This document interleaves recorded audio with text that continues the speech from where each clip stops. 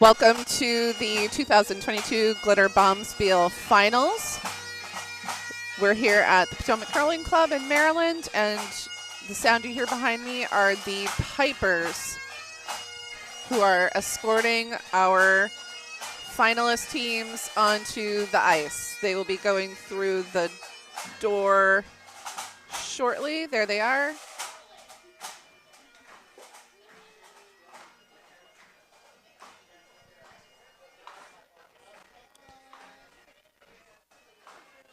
So watch the pipers go on.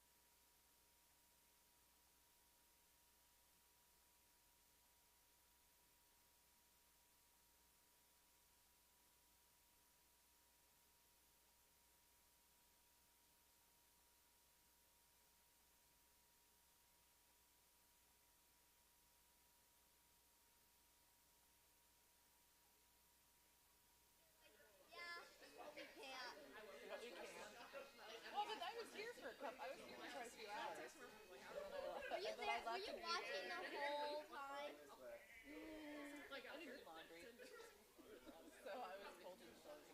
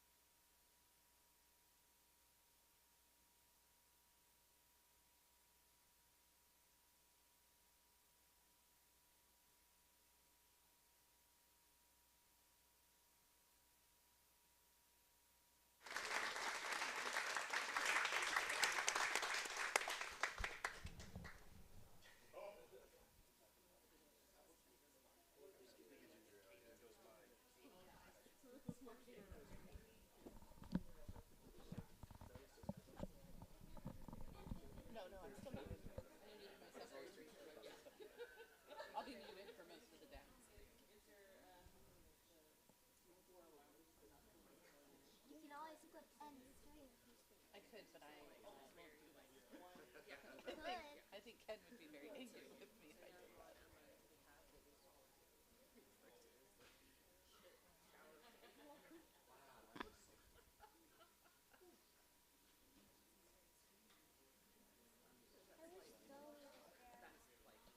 Yeah. I wish she was too. They played well. They did a good job. They got real tired. I could tell. And then the person, wait, what was the other guy? Jamie?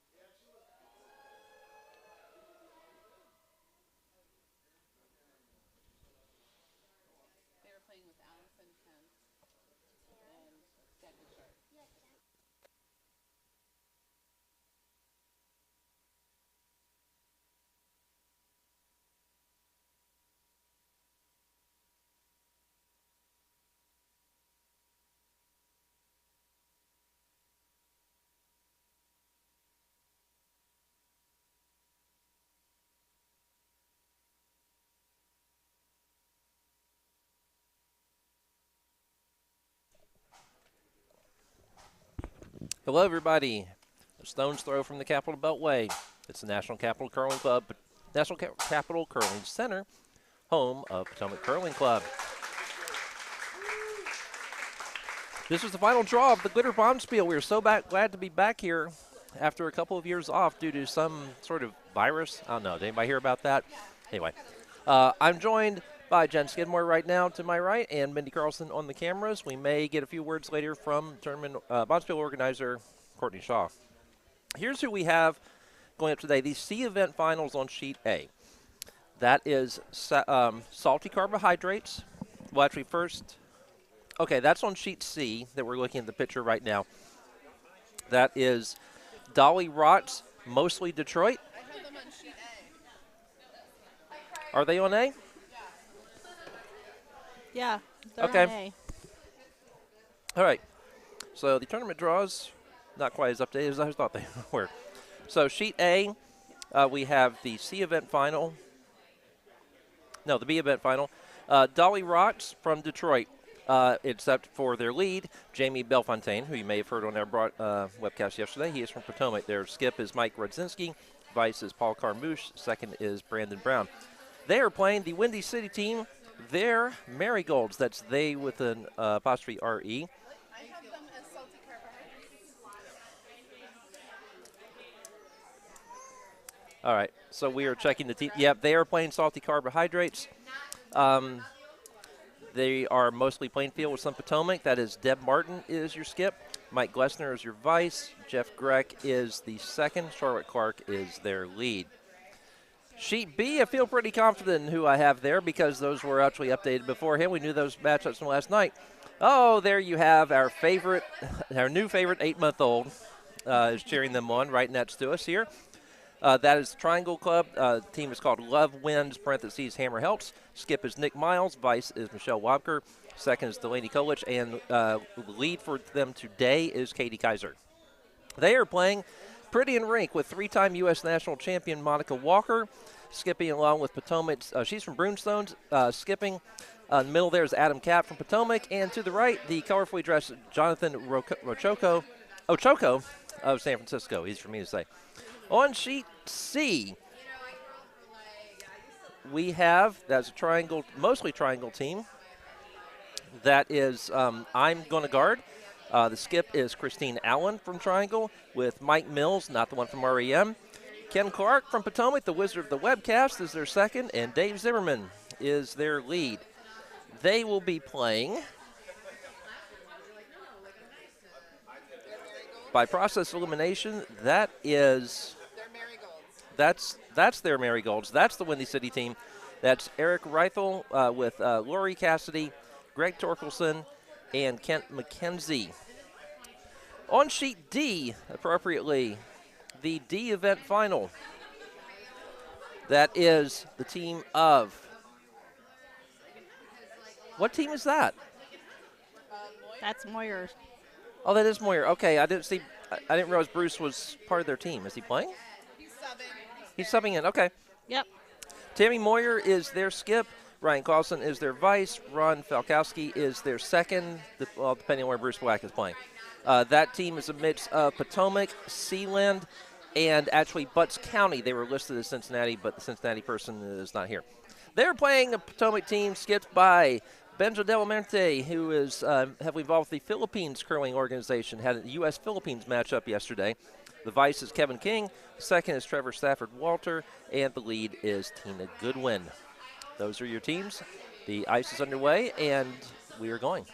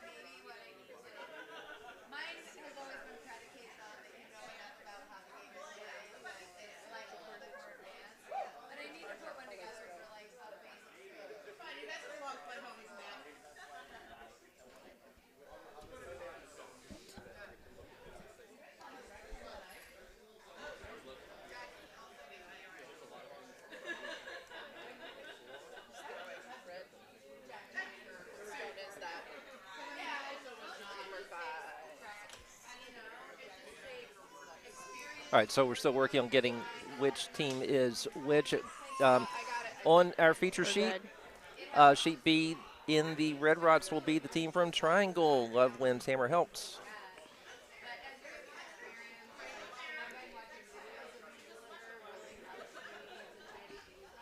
Unfortunately for their team name, they do not have Hammer here. Interesting clothing matchup today with the front and a half end, I suppose you'd say, on a three-person team. Jonathan Ochoco is wearing the tops of the silvery outfits. And note the silver shoes. We have nominated the silver shoes as the best shoes of this event. Meanwhile, Adam Kapp is wearing the silver bottoms. Yesterday, Jonathan was wearing the entire silver suit more often than not.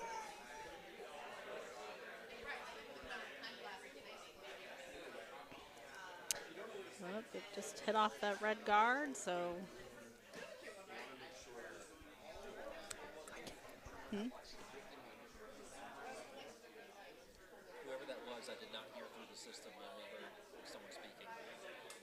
That was me. That was you? Yeah.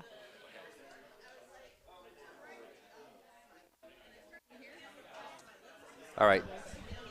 Jen, can you say something? Hello? I'm not really hearing much of you. Okay, now, you're three? Okay, yeah, maybe boost your level a little bit, because I'm not really hearing much of you when you're talking. Now unmute. Not really. I think we've been having some issues with 3 this week. It worked this morning. Yeah. So, Mindy, it's not just me, right? Okay. No, it's not just you. Okay. All right. Sorry for the camera work right now. I'm a little distracted by the Can you hear me now? audio work. Now we can hear Jen.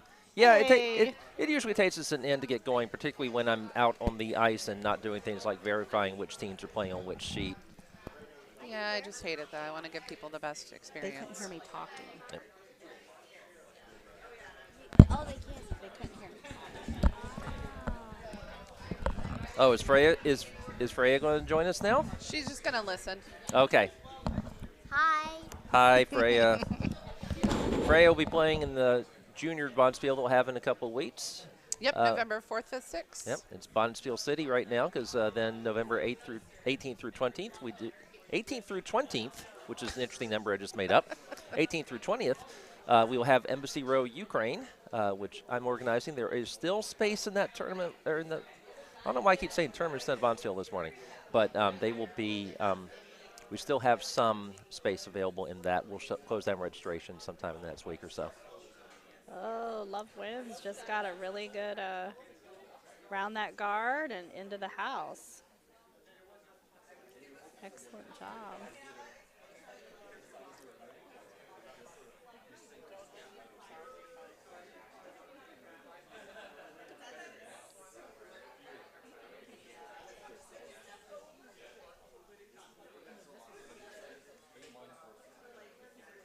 Okay, Adam's getting ready to throw the first of the vice skip stones.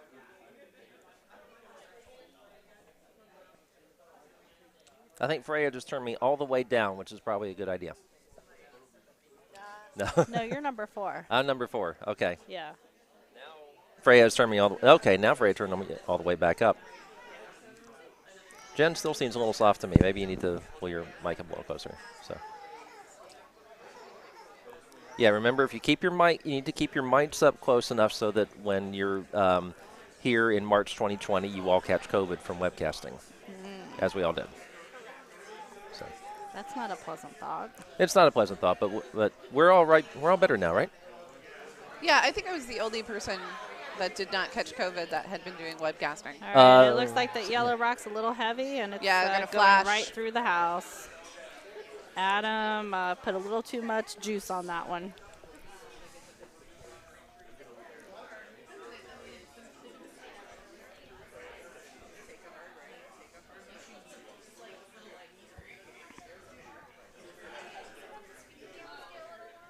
This is the second of the vice rods for Michelle Wobker from our our friends down in Triangle. Triangle, of course, home of the #1 university in the United States, Duke University. If I keep saying that, will they not ask me for annual fund money anymore? I think they'll just ask you for more. Probably for more. Exactly. That shot, I think that shot accidentally opened up their own. That definitely not the desired outcome, and now Monica Wobker is called, if she's using standard terminology, it looks like she's called for board weight here from Adam, and Adam now has a neat, convenient little port that would let them sit 3 if he can get through and take out that red. Early indication is okay, although Jonathan is on it right away. Through the port and hit and roll under some cover. Yes. That was an excellent hurdle that Jonathan just did to get over those rocks that were in his way. Part of the challenge of sweeping, making sure that you don't end up face first. Or back first. Neither one is good. No, not at all. I've only done back first. I've never done face first. So we've got some discussion going on at the end there between the vice skip and the skip.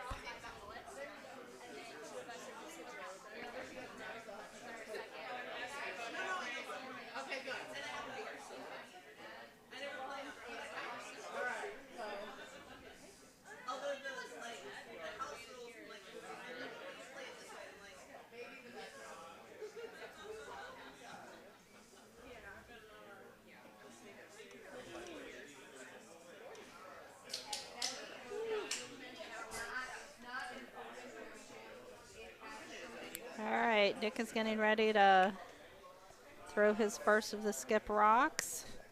All right. Very colorful in his rainbow shorts there. I think I would be a little chilly out there on the ice. Yeah, Jimmy Fallon got progressively skimpier through the week this time. He wore his skin-tight yellow shirt through which you could see his tattoo and so forth yesterday. And today he actually went to what he's known for, which is the kind of mesh fishnet tank top. But he is not on the ice right now. And yes, the ice is cold. Nick is, if he's trying a run back, oh boy. I think he just went a little too wide on that. Yeah, I think he was trying to come up through that port and try and knock a yellow and roll in, but he was a little narrow. And that's tough because you really, as a lot of teams have been saying, you cannot make mistakes against Monica Wobker. And this is what we so often see when we have a really good team, a really good skip in here, is that sometimes you can play with them for a while, but boy, if you leave them an opening, they will pull some shot out that you've never seen before, and they'll just murder you with it. Benjo Delarmente from Potomac actually gave Monica Wobker a very good game yesterday. It was on our co-feature, essentially, on Sheet C. Very compelling game to call, and Monica just kept plugging away, fending off challenge after challenge. Benjo kept bailing out his team with fantastic shots, but Monica Wobker just too good, too classy, and we'll see what she's doing here. I guess this is going to be a draw probably behind that triangle, triangle currently club, probably behind that triangle of 3 red guards, none of which will be promotable because they're essentially staggered against each other. Right. This one might actually nick the red guard. Nope. Nope. They're going to Yep. just. And actually that works out very well for them. Helped them very much. Yes, it did. They're line 4. So even 3-time U.S. national champions can get a little lucky sometimes. You take all the luck you can get when you when it comes your way. That's right.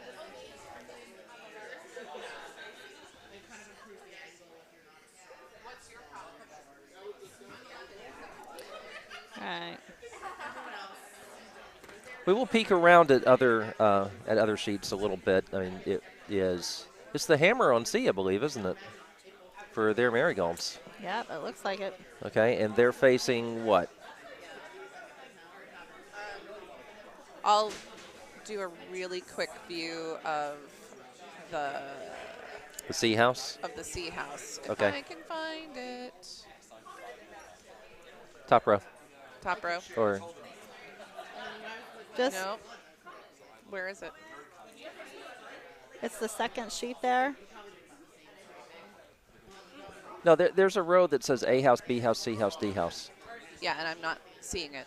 Huh. I was here yesterday, and I'm not Yeah. Hope Ken didn't take that away. That was not one of the features Ken showed me this morning. Huh. I think he was Interesting. trying to keep it simple for me. That's actually, the house view is actually very simple. You just click on it and click back. Anyway, that's 2 for red on sheet C while that all happened.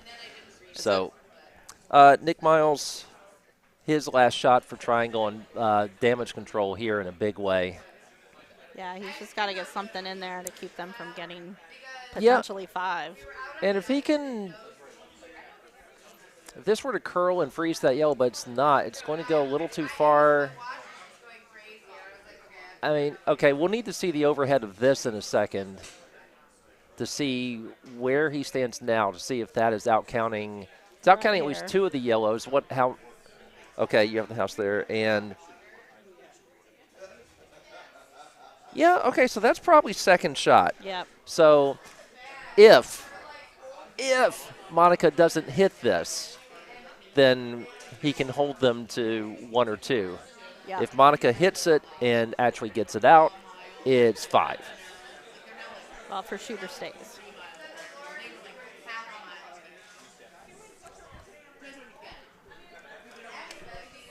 Hammer's also being delivered on A and D. We'll give updates on those when we can. Monica Wobker has a fancy fanny pack that is just kind of mesmerizing when she's right in front of you. Silvery to match the other ones. Okay, Monica throwing, it's like maybe about hack weight at this. Jonathan is sweeping to try to hold the line so it doesn't wreck on these red guards.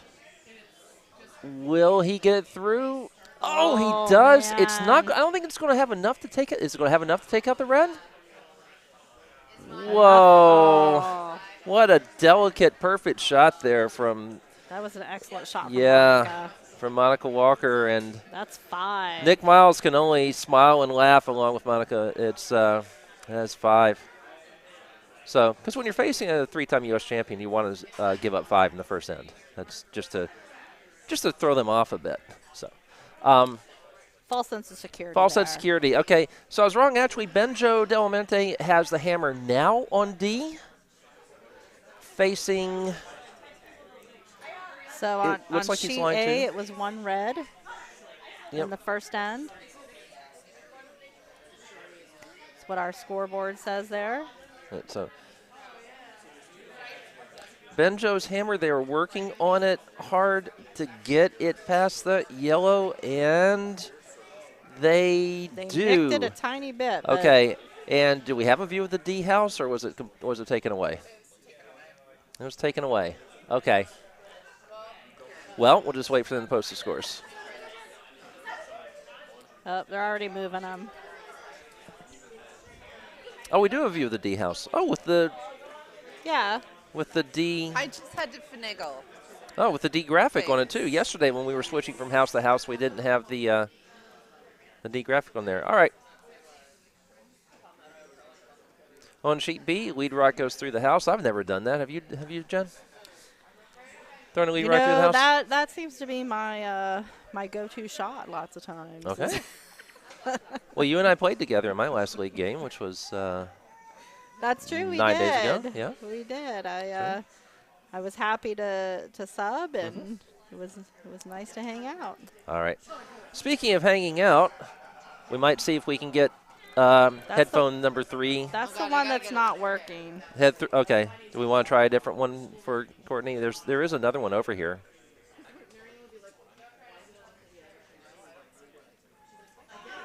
There was. We just have the 4, right? Oh, I guess we. Okay. Well, 3 was kind of cutting in and out a little bit. I mean, it's Courtney, so we might hear Courtney. Her voice carries. That's true. So. Courtney. Oh, we've decided to give you a headset that we think works. Oh no. Does So- one not work? One has been a little bit erratic, so. So we'll just have to tell Mindy to adjust my volume because I have a feeling I'm way louder. You're live. I know, I'm just saying. You may need to adjust my volume because I'm way louder than you. No, you sound good. Oh, good. All right, Ken got rid of the echo, too. All right, so we're joined here by the woman who makes all this possible, Courtney Shaw. Not the only woman. Not the only woman, but the driving force behind the nation's first LGBTQ-themed Bonspiel. We are very proud of this event. Courtney, what sort of emotion is it for you to get this back on the ice after 2 years off? Well, I did cry while I was giving my thanks to everybody and having the pregame toast. So I think that gives you a little insight into just how much this event means to me. I am very fortunate to be able to host and to be able to play with and against these amazing curlers in just the most inclusive and friendly environment. Everything about it feels so good. I've missed everybody so much, and I have had the absolute best time this weekend. Well, this is such an inclusive sport, and that's one of the things that's really drawn to. It's one of the things that makes me sad with some of the political things I'm not going to get into. But it is nice to come out. Yeah, if you're only talking about curling, you might think it's kind of sad right now. But if you come out to an event like this and see the spirit that really permeates through everything, and it is quite wonderful. Even when I mess up in the kitchen, people are nice to me. So can't beat that. I don't know how many viewers we have, but hopefully you've all signed our petition to flush Geof Plush. Geof Plush, my buddy from women's soccer. No, I'm kidding. I'm kidding. Oh, my God, no. I actually plan to write a blog post later today about how I tend to defend institutions against when people think that the people think they're oppressing, or sometimes people think that you're always punching down if you're punching down the people or criticizing the people who are criticizing the institutions. In this case, the people who are criticizing the institutions are they're right. I mean, it's not to give too much away from what I'm going to write, but I'm reminded of when Susan Collins said of Donald Trump that, I think he's learned his lesson, and now Geof Plush is. Oh, I'm sorry. We have a chat question if there's a link to the petition that we could give folks. Is there a link to the petition? Yeah. There certainly is. I will work on that. I'm not sure how to get the link to Mindy. Mindy, are we Facebook friends? Are you and I Facebook friends? Because I have it linked on my Facebook page. Or Laura, if you are Facebook friends with Laura Yee, she's also shared it. I'm trying to think what. Otherwise. Wait a minute. I can get it into the chat. It'll take me a little bit of time, but I can get it into the chat. Okay, we'll take care of that. We're on it. We're on it. Okay, thanks, Paul. Okay. So for a little bit more context to those who don't know what I'm referring to, I, as being part of this event, myself and Laura Yee were asked to participate in the USA Curling DEI initiative, and diversity, equity, and right for those. Diversity, equity, and inclusion. Yep. Yes, and we were asked to be part of that initiative, and we have published an open letter that has many points calling for the removal of Geof Plush, and there is a petition that folks can sign on to if they'd like to join the cause, because I do believe we need a better leader. That's all I'll say about that. Let's get back to the game. All right, you let me know what's going on because I am looking for. You're looking for the link. I'm trying to get the link. I'm like to Instagram, and now I'm to. Oh, okay. I think I've got it. The short answer is that Pretty and Rink, Monica Walker's team, is making a lot of shots and making it very difficult for Love Wins Hammer Helps to get back in this game after giving up a 5. Totally cleaned out the house of all the red rocks, and they are sitting 3 right now. So Nick and his team are going to have to come up with some. I'm not going to lie. I think they might win for best dressed as well, at least out there right now. I am totally digging the neon pink, spandex. the neon pink and the silver, and how they've made Yeah. sure that each member of the team has a bit of that color really helps coordinate the group really well. Yeah. Agreed. So we've got a good takeout shot coming down, and Yeah. it looks like, unfortunately, their shooter has left, but they did get rid of one of those yellows. So Monica is down to 2 yellows, and Adam is getting ready to send the next yellow down the sheet. Right. Well, Courtney, as I mentioned yesterday, I think what puts it, the individual winner in the costume category has to be Jonathan here, because look at the shoes.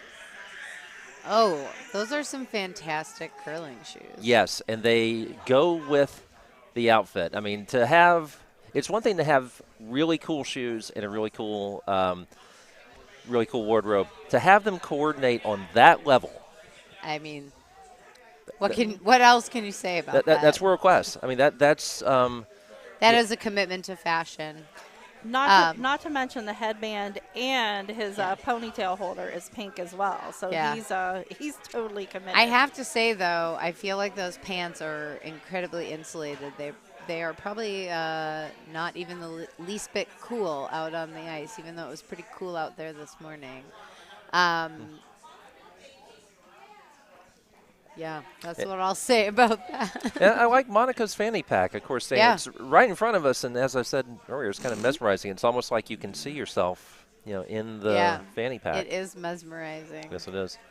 Well, we've got a succession of hits here, as you might expect. Yeah, just a bit of an over curl there. It'd be good to keep that shooter in play.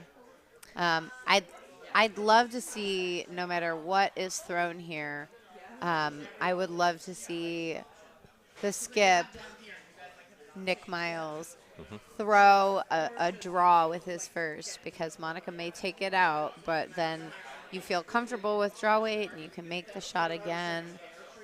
She'll probably put one right in the top of the house here. And then you could certainly come down with no guards. It's very difficult to generate a multiple score. But if she puts one in the top of the house, you could certainly freeze to it. And then if she tries to remove it, then you may stick around. But they need a little help here. They need a miss. And I think they're unlikely to get many of those from Monica. She's a very good curler. Well, she is out sweeping the one she just threw. Yep. She's also a very skilled doubles player. So Yes, she is. She still competes with Alex Leichter. Yeah, Alex Leichter. Yes. That's right. And, of course, puts it right in the top 4. So I'd love to see him not hit this. I'd love to see him come down and try to freeze right on the nose of it. Even if you tap it back a little bit, that's not terrible. Yeah. Because then it makes her have to play a very precision hit to get rid of that rock. Yeah, so he could accomplish a lot of things there. He could, as you said, he could get used to draw weight. He could freeze it and make it difficult to dislodge and cut down the scoring area. So, yeah. Oh, I see. He's playing the hit and roll. He's going to try to roll behind the rock that's in the side of the house and get a little cover from that. This is I think maybe a little bit more tougher shot. And if he rolls out, or if she hits and rolls out, he's going to be playing the draw with his last, which is why I really think playing the draw with his first is a wise decision. But I mean, maybe he'll make these with no trouble, and he'll prove me wrong. This looks good. They got to sweep it a little bit, I think. Oh, it's running pretty straight. Yeah. Looks like we're not going to get quite as much roll as we hope. Oh, or are we? Oh, in fact. Oh, nice. What Very a lovely nice. shot. Okay, I told That you. was exactly Maybe he'd prove me what wrong, they and called, he did. man. And Well that looks like played. it went far enough to be It's still undercover, shot, but I still think. shot. So Yeah. I don't have an overhead, but It our does, overhead. and the shot call by Monica would imply that it is shot. Yep. I think if it was second shot, she'd probably play another draw, try to sit 2 in a place where a double wasn't easy. But because she's playing this run back, I think that confirms our suspicions that it's shot stone. It's a really fantastic shot by Nick Miles, totally proving me wrong. Just goes to show you, there's rarely a wrong call in curling if you make it. Well, maybe not rarely. There are wrong calls, quite a lot of them. But if you make the shot you call, you're going to be right. So you're telling me I shouldn't have gone to your strategy session, though? My strategy session isn't meant to tell you what you should and shouldn't call. Well, to some extent, but just to how to utilize. It was very helpful, Courtney.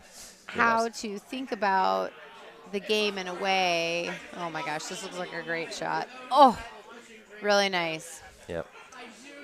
And now this is the moment that I was talking about. You're probably going to be throwing a draw with your last, so sometimes it's good to throw the draw with your first and figure out what draw weight is. So it looks like he's playing the draw down to the backing, which is not my favorite shot. What? And do you know why the draw to the backing is not my favorite shot, Bo? Yes. Okay. I think because your line has to be perfect. Yeah. Right. What happens if you throw a little extra weight? Well, then it goes through and you give up And too. you probably don't get Yes. as much curl as you think you're going to get. Ah, that too. Yeah. So, yeah. Yeah, if you throw too much weight, oftentimes you don't get as much curl. He is anticipating here quite a lot of curl to draw down to the backing. And you're not drawing to the biggest part of the house. The center line is the widest part as you go. It's very easy to get it in your head. Well, I can be heavy because I have the backing. And, oh, I mean, this is curling a lot. You have a better view. Is it curling enough? Nope. Oh, nope, It's Courtney. coming through. It's what you said. Courtney, who is... Are you going to believe my strategy sessions now? No, but I'm going to go to you as a psychic. So I'm not a psychic. I've just been playing for a while, and I've made this mistake myself. You know, draw to the backing, you're just a little bit heavy, and it doesn't curl enough for you, unfortunately. So, Courtney, can you help me with my fantasy team? Can I what? Can you help me with my fantasy football team? No. No, I follow one sport and one sport only. It's this one. See, it's very important to me because last year I made my Leeds fantasy football final, and I lost to, can you guess? My wife. Oh, gosh. I was going to guess somebody from the U.S. women's national soccer team. And then I realized that Megan Rapinoe was the only one I could think of her name. And I don't know, Bo. I thought you were that cool. You're not doing fantasy football with a bunch of lady soccer players? I think it's pretty safe to assume that the current women's national team would not involve me in something like that. Okay, Maybe former ones, maybe but they not the should. current one. Not the current team. So you moved. If you've read my writing, you understand some I of don't that, read but your writing. Maybe that's the problem. Oh, Laura Yee is trying to join us here. Laura wants to join? I don't think we do. I think we determined that the additional one that we have doesn't work. We're having welcome to try it. difficulties with that one. I think we need to take it off. Oh, okay. Try it. So I'm just Hello? going to say this is going to be a very steep hill to climb for Team Hello? Love Wins. Can you hear me? Camera I Health. hear Oh, you, Laura. Oh, okay. Hi, All right. Laura. I'll come over there then. All right, so so more introductions here. Laura Yee, also involved with the planning of this, correct, Courtney? Correct. And also Courtney Skip. So Do you want to go grab a high chair from the bar? Sure. Hey, I'll be right back. Okay.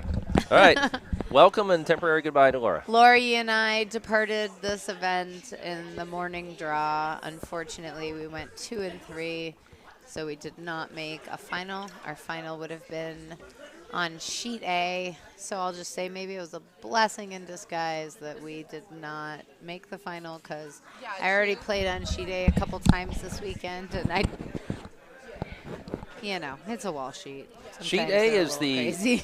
Sheet A is the legendary trickiest one because it's not only is that against the wall, that is a wall to the outside. On sheet D, at least on the other side of that wall is a hockey rink.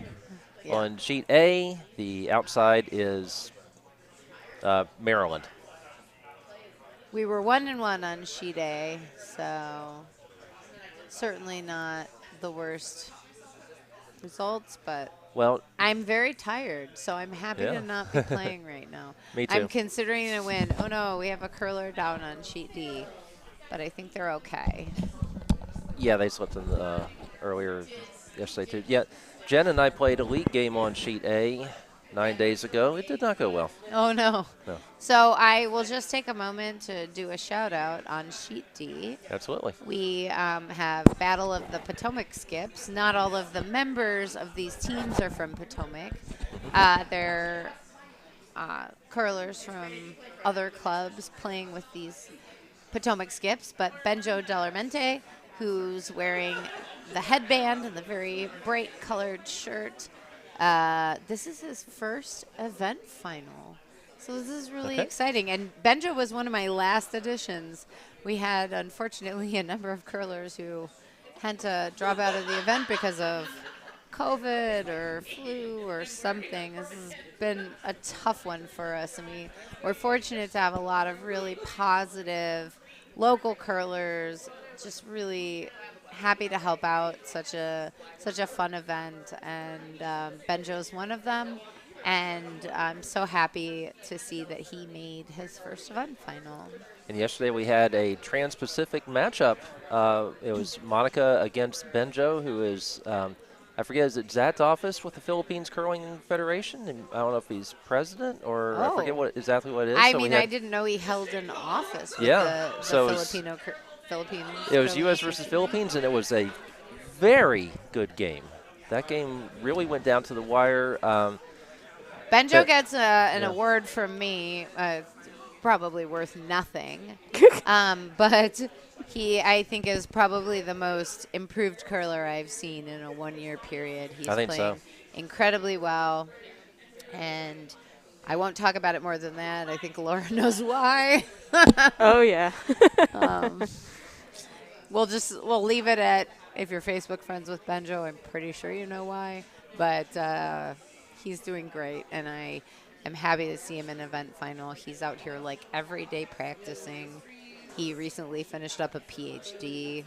He's just an all-around nice guy. So happy to see him out here, and happy to have Bruce Black playing with him, another really just stand-up member of this club. So back to our game. It looks like a relatively nice freeze was made, just a couple inches between the rocks. Adams got to hit this on the center line side, on the side where Monica's broom is, to remove this rock. It takes a lot of weight. Looks like this one's going to curl. I'm not sure. Oh, he's close. He might get it. Maybe. Nope. No, jammed. So, No, but Yeah, the right. outcome's pretty good. He's Sure. shot, and they can't really get rid of it.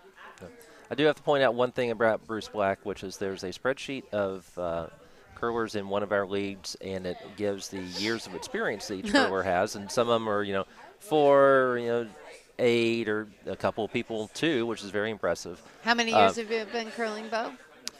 This I'm listed as having 4, but one of those was the COVID year, so I believe you would have to say this is my 4th year. This is my first year. I think that's This is fair. my first year in the I league, accept though. that. In fact, last year I organized more than I played. I barely played last year. Yeah.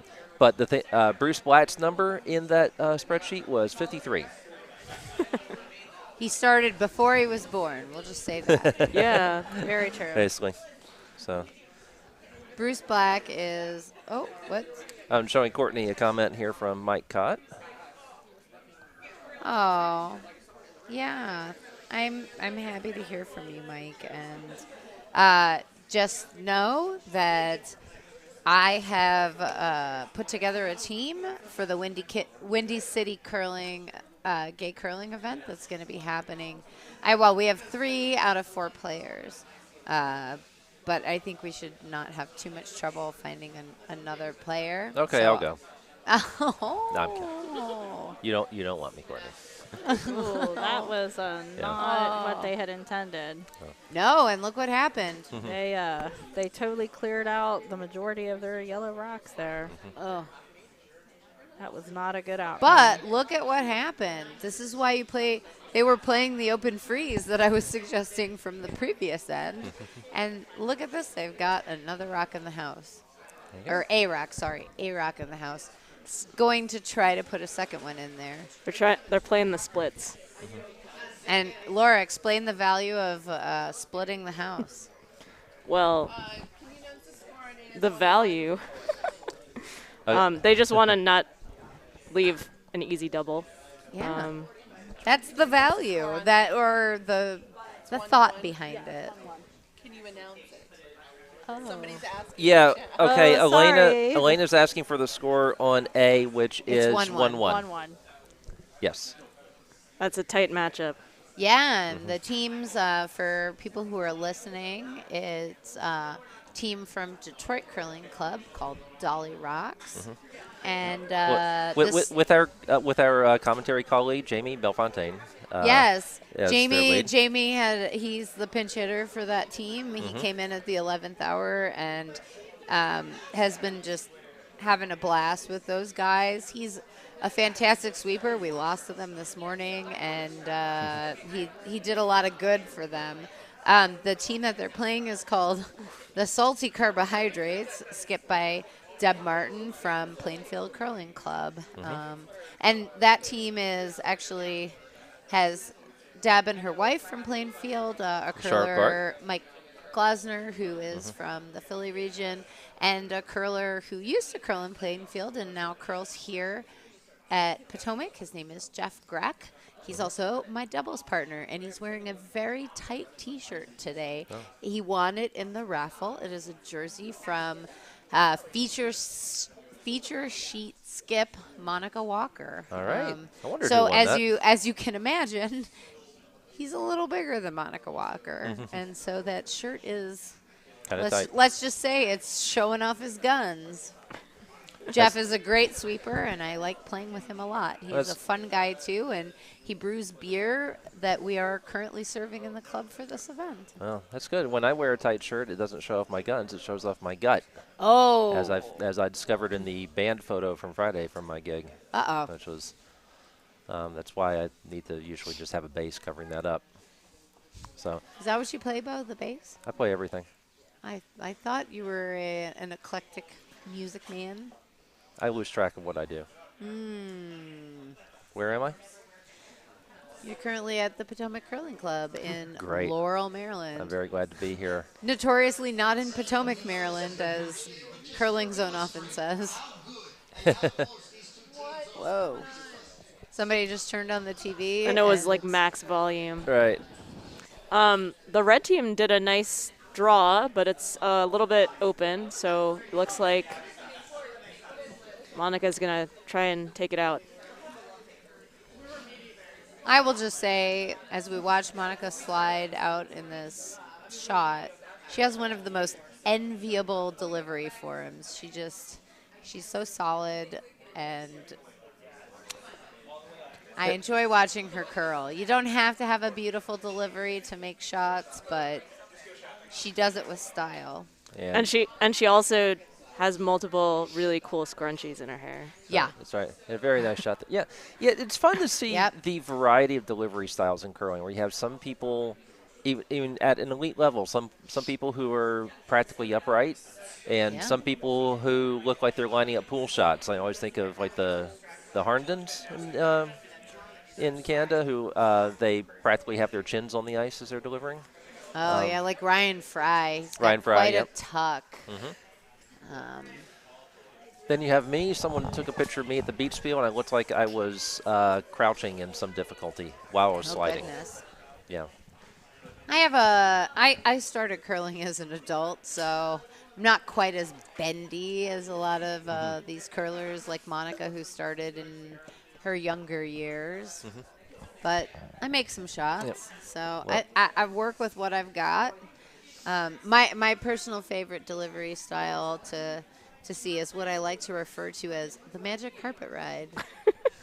which is when you're pretty upright and you just pull your trailing leg up and you're kind of in just a little, you look like you're almost squatting as you deliver. I call that the magic carpet ride. You know, Christine Allen, I just watched on Sheet C, has a delivery kind of like, and kind of like mine, where she's I'll have to watch. I didn't see her deliver. Yeah, where she's kind of crouched like that. Now, of course, the bad news is I need new curling shoes because I have done, I'm showing Courtney, I've done goodness. that. Well, you don't, yeah, you didn't.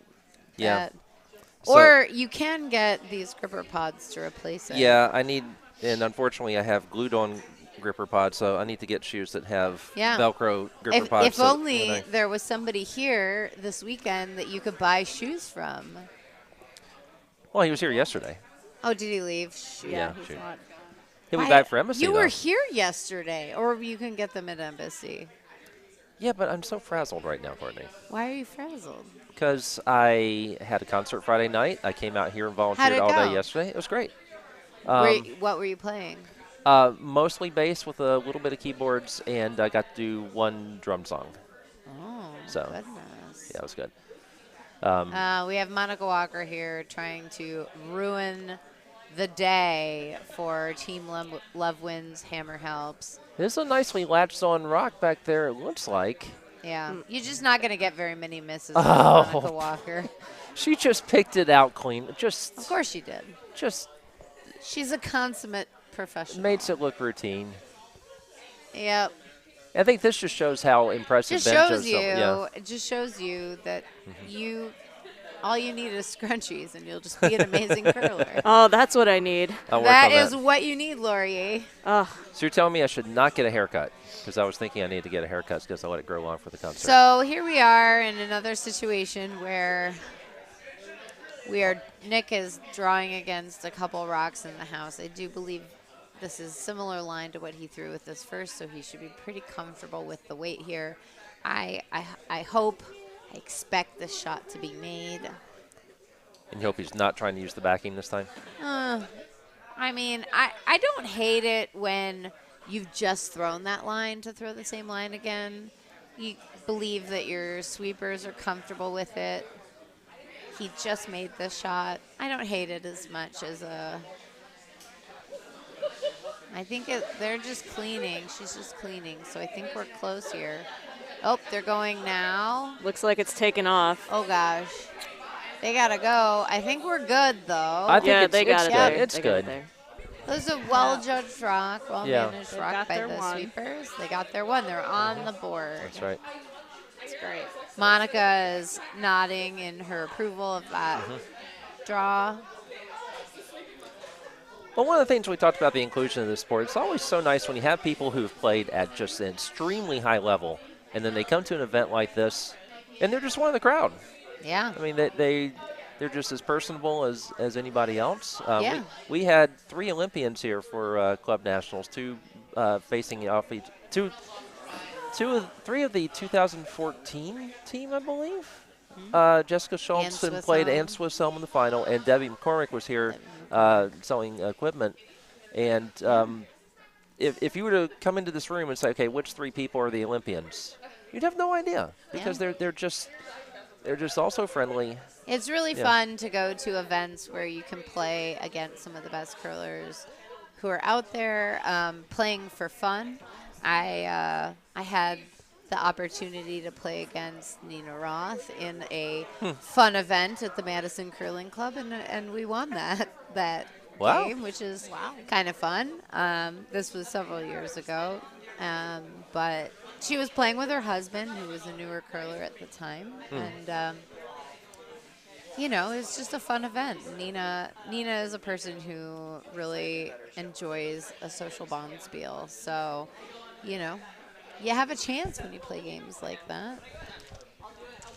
I'm trying to remember I have played against other elite level curlers in social bonspiels and won. I beat Alex Ager, who was quite a talented curler as well in the big spiel. And these are just fun events, and really good curlers come out and play with they're friends, and kind of levels the playing field a little bit.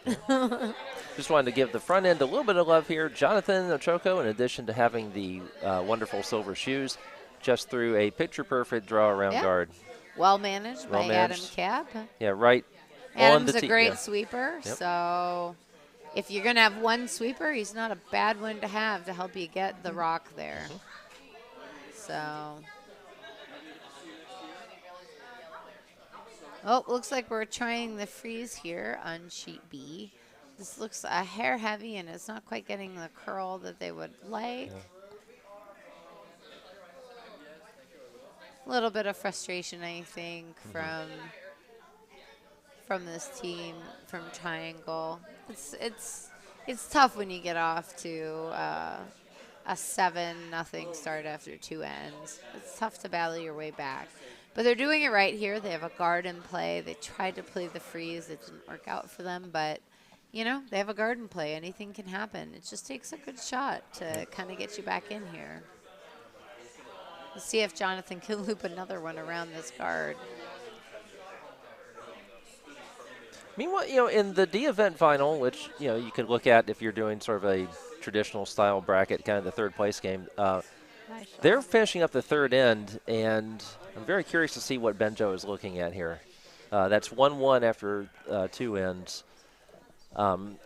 They've got a bit of traffic down there. Benjo just took a quick look at it.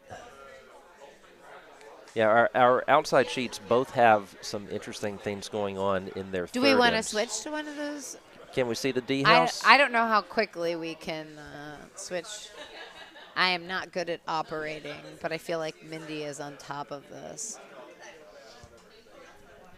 There was yesterday there was a D near No, we can't do it. near Okay. sweep and far. Yeah, all the buttons have changed since yesterday. The buttons have changed. Yes. Well, All right. Ken is never done with this. Ken, I think, is. Yeah, you have Benjo Well, out. and Ken is playing as Right. well. in this Sheet D event, house, so. if we can see it, because Benjo just threw high heat at it and took one out of the yellow. So There, that's the sheet B house. That was the hammer. that was the it hammer. So two is or that three? is that two red? Well, Or did I you- think it was Okay. a little too late. All right. Okay, we can go back. Yeah, so that's where we were. Yeah, the you're talking about Benjo always being out here working on his game. Ken is always out here working on the cameras and the scripting. It's really an impressive. I mean, you see much.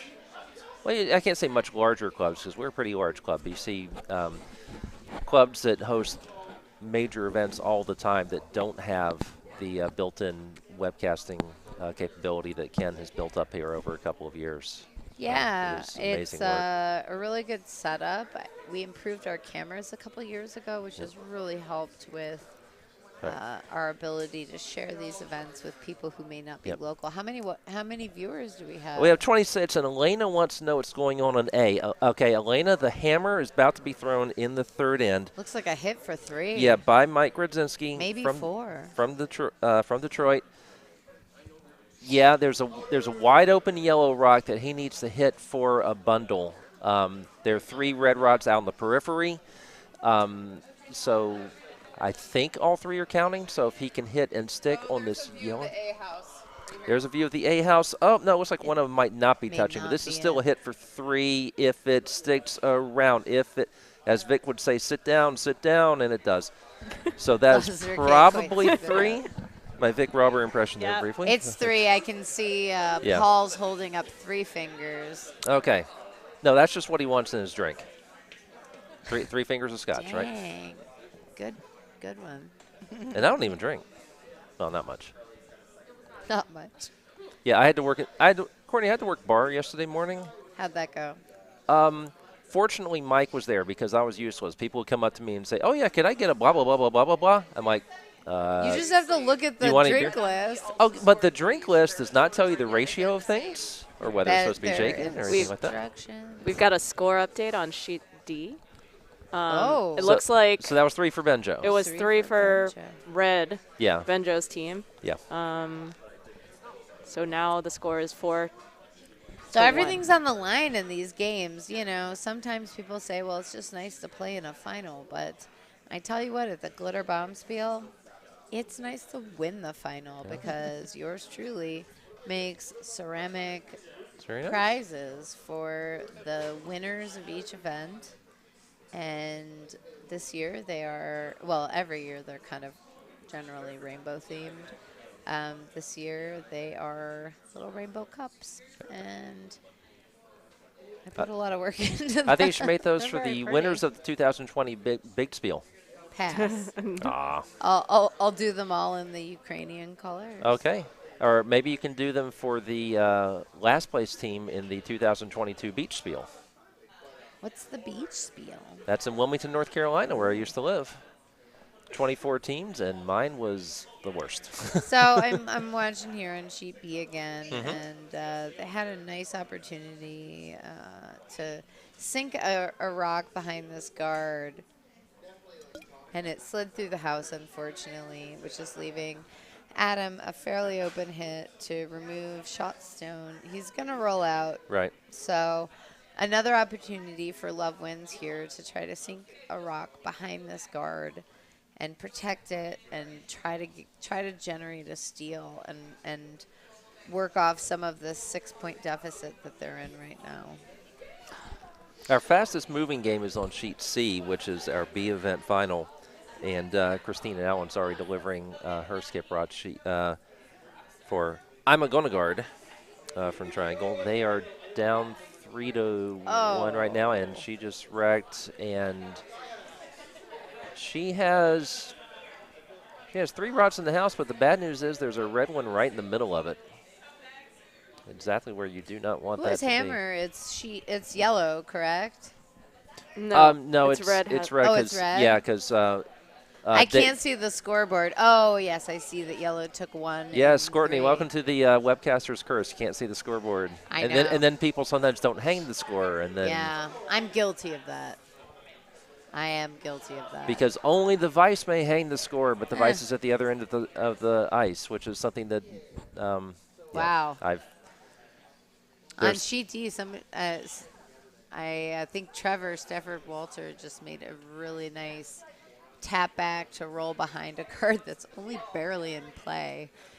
Tammy being forced to call the freeze to this rock, trying to generate a multiple score here. Fortunately, we don't need to get any food down from there because those rots are right over by the food. Yeah, quite close to the food. Yeah. Shout out to Jen Martinelli, who Yeah. ran a wonderful kitchen and was nice to me as I tried to help this morning. Oh, good. Yes.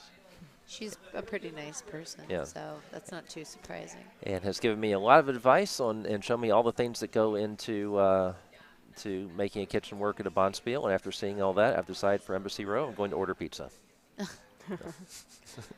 Because there's no way I can follow that. There's nothing more Ukrainian than pizza. We'll put- I was going to say, is there a Ukrainian-themed pizza we could develop here? We'll make it. We'll put a sunflower design on it. Okay. Is that a thing that they're Yes, it into? is. Yes, it is. They, A white pizza topped with pierogies. That would be That sounds good. Oh, that was a nice shot there on C. yeah. Sitting two. Yeah, good start for the Windy City team over there from their Marigolds. I don't know the story behind that name. Laura, do you know? Their Marigolds from Windy City? Yeah. Laura, do you know? Not sure. Okay. I didn't talk to them about it, and I don't. You didn't talk to somebody in this Bonspiel? This is shocking. I know, right? information. I'm really, really talkative. How As, many- as you've noticed, she's been on this webcast for like 20 minutes. I think that's the second thing she said. Longest sentence I've ever heard you say.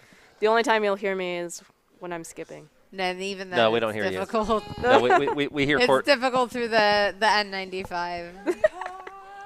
we hear Courtney. We hear Courtney relaying your messages to the Lamenting rest of us. Yeah. my missed shots. So, I think I'd like to show the house from sheet Team C. Love Wins I'm got sorry. Okay, Mindy Yeah. wants to show the house from sheet C, which is actually a Yeah. very good idea. Yes, we're- please do. There Yeah. The last of Christine Allen's shots for the Triangle/Potomac team. So, do we think she's trying the slash double here, Laura? It looks like I think that's what she's going for. I believe so. But this is a dangerous shot because if she over curls, which I'm looking at the screen from not a great angle. If she over curls, she might even stuff that on the rock in the back of the house. But I think that'd be pretty hard. There's that rock on the center line that may. It's kind of a May risk-reward protect it. shot, but it's one you have to take. It's not like she's doing something that was. Even Not- if she yeah. just peels out that one in the top of the house, the worst she's going to be giving up is a 2 here. Probably. But already having a bit of a deficit in this game, giving up 2 would be a little bit of a challenge. Red has 3 points and yellow has. Oh, what a she nice missed the- effort. Missed the double, gives them a draw for 2. Yeah. But that game, if this draw is made, will be 5-1 after 4 ends, which is a pretty good lead for the Windy City Curlers. It was a very nice effort, though, and a difficult shot. On our feature sheet, shocking no one, Monica Walker put that draw in the top butt region. I will say that might be a little bit deep. I do think that Nick can come down and potentially get close to the nose of this rock and maybe pop it back a little bit. Might be difficult to get shot, but I think it could be possible here. We'll see what happens.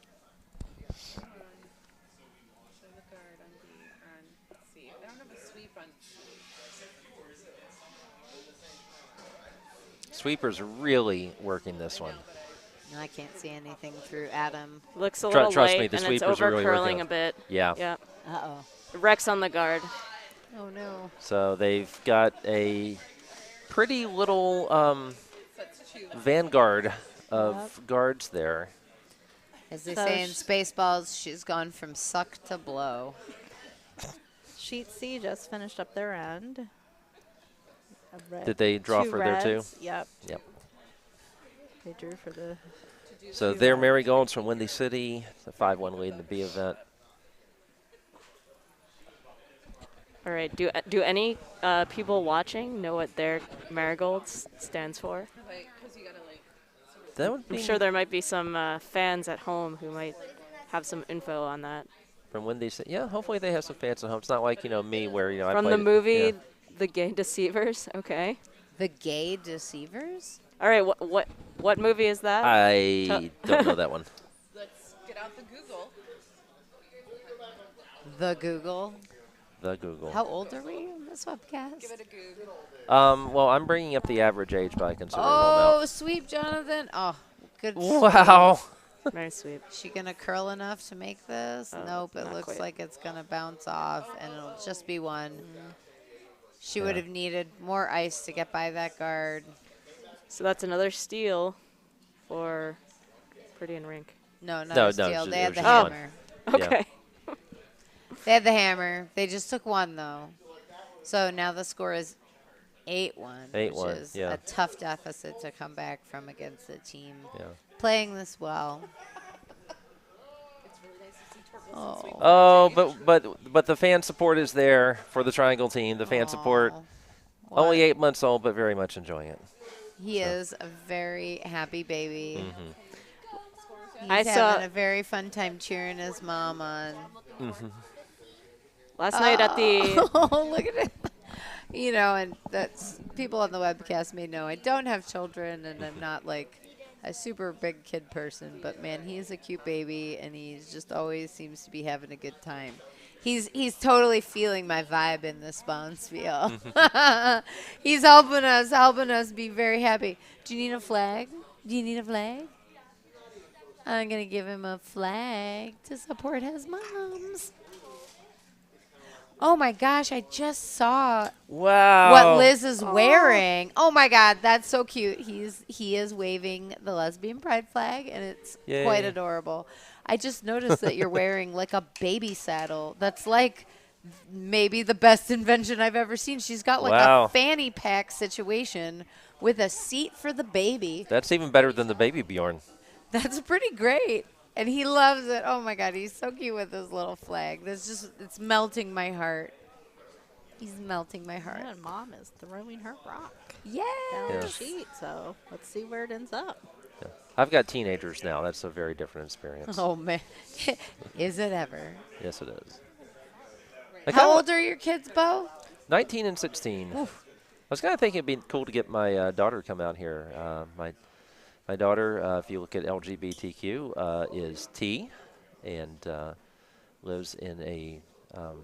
Is that your 19-year-old, Bo? That's my 19-year-old. Lives Yeah. in a gender fluid and allied dorm, which is a really wonderful place to be. Where does she go to school? Goes to Hofstra in Long Island, which is a school that just wasn't on the top of the list initially, but really went out of their way to make her feel comfortable. And if you are, if you identify as LGBTQ, if you can find colleges, there are a lot of ways you can find out which colleges are the most accepting and where you'll feel safest, the most comfortable, and highly recommend doing that research ahead of time, early in the process. I'm happy that she's having such a great experience, Bo. That's It is really wonderful. wonderful. Yeah, that's really good. And she's lucky to have a dad who supports her in her journey. Yeah, of course you say to that. come out to support our event. Right, of course you say that it's her fall break right now, and I have not been home. Because I've been here with you, Courtney. Oh. Helping your event. Does she know what she wants to be when she grows up? Is she studying something? The initial thought was a high school teacher, and that I think is still in the cards. I don't think she's going to get her certification while she's an undergrad, but not that many people do. So that's fantastic. So I could actually see her going to academia because she studies things like ancient Greek and then like Japanese history. And I'm like, boy, that's I could see her. Some light subjects there. Yeah, I could see her one day, writing academic papers on comparisons between, I don't know, Greek gods and shoguns or something. I have no idea.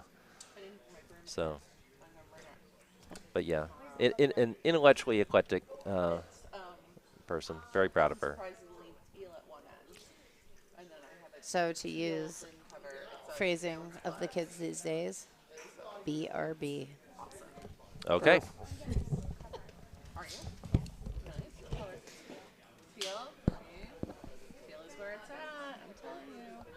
Rob Young points out follow Campus Pride for college details about such information. Yes, Rob, absolutely. Absolutely. Great site to check out.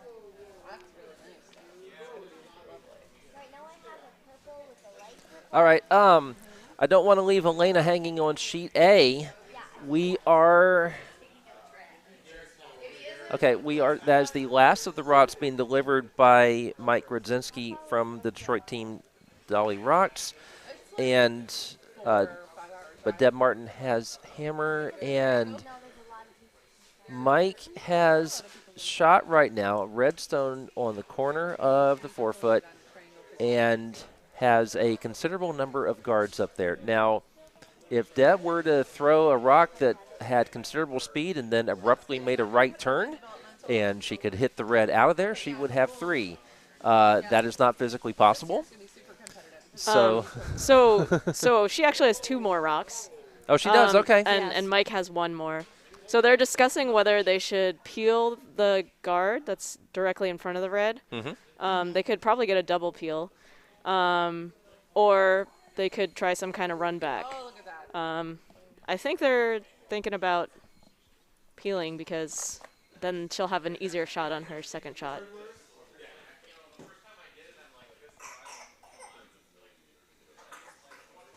Yeah, with 2 shots, that made sense to gotta get rid of some of that traffic, right? Or is that the basic idea that you would use at this situation? Just get rid of some of what's out front? Yeah, there's just a lot of guards, and the shot rock is unfortunately behind all of them. So if you can get rid of a couple of them, maybe you'll have an easier shot to get rid of it and maybe score a 3. Yeah, because right now there's I'm looking from an angle, but it doesn't look like there's any sort of path to get to that red one. Much no, less they definitely have. They could do a run back, but it would be a little bit of an angle. Sure. Not the easiest, and it's a pretty long run back too. So yeah. So peeling is a good option.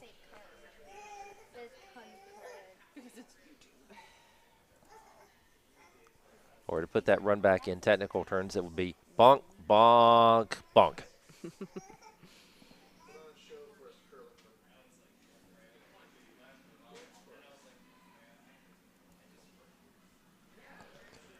Our other sheets, sheet D, they have thrown every rock to the wall on the far side. I'm not sure. Must be some kind of run. They in really, the ice. they really don't want anyone using the club brooms right now. And what the, wow, yeah, Mindy, can we show sheet D?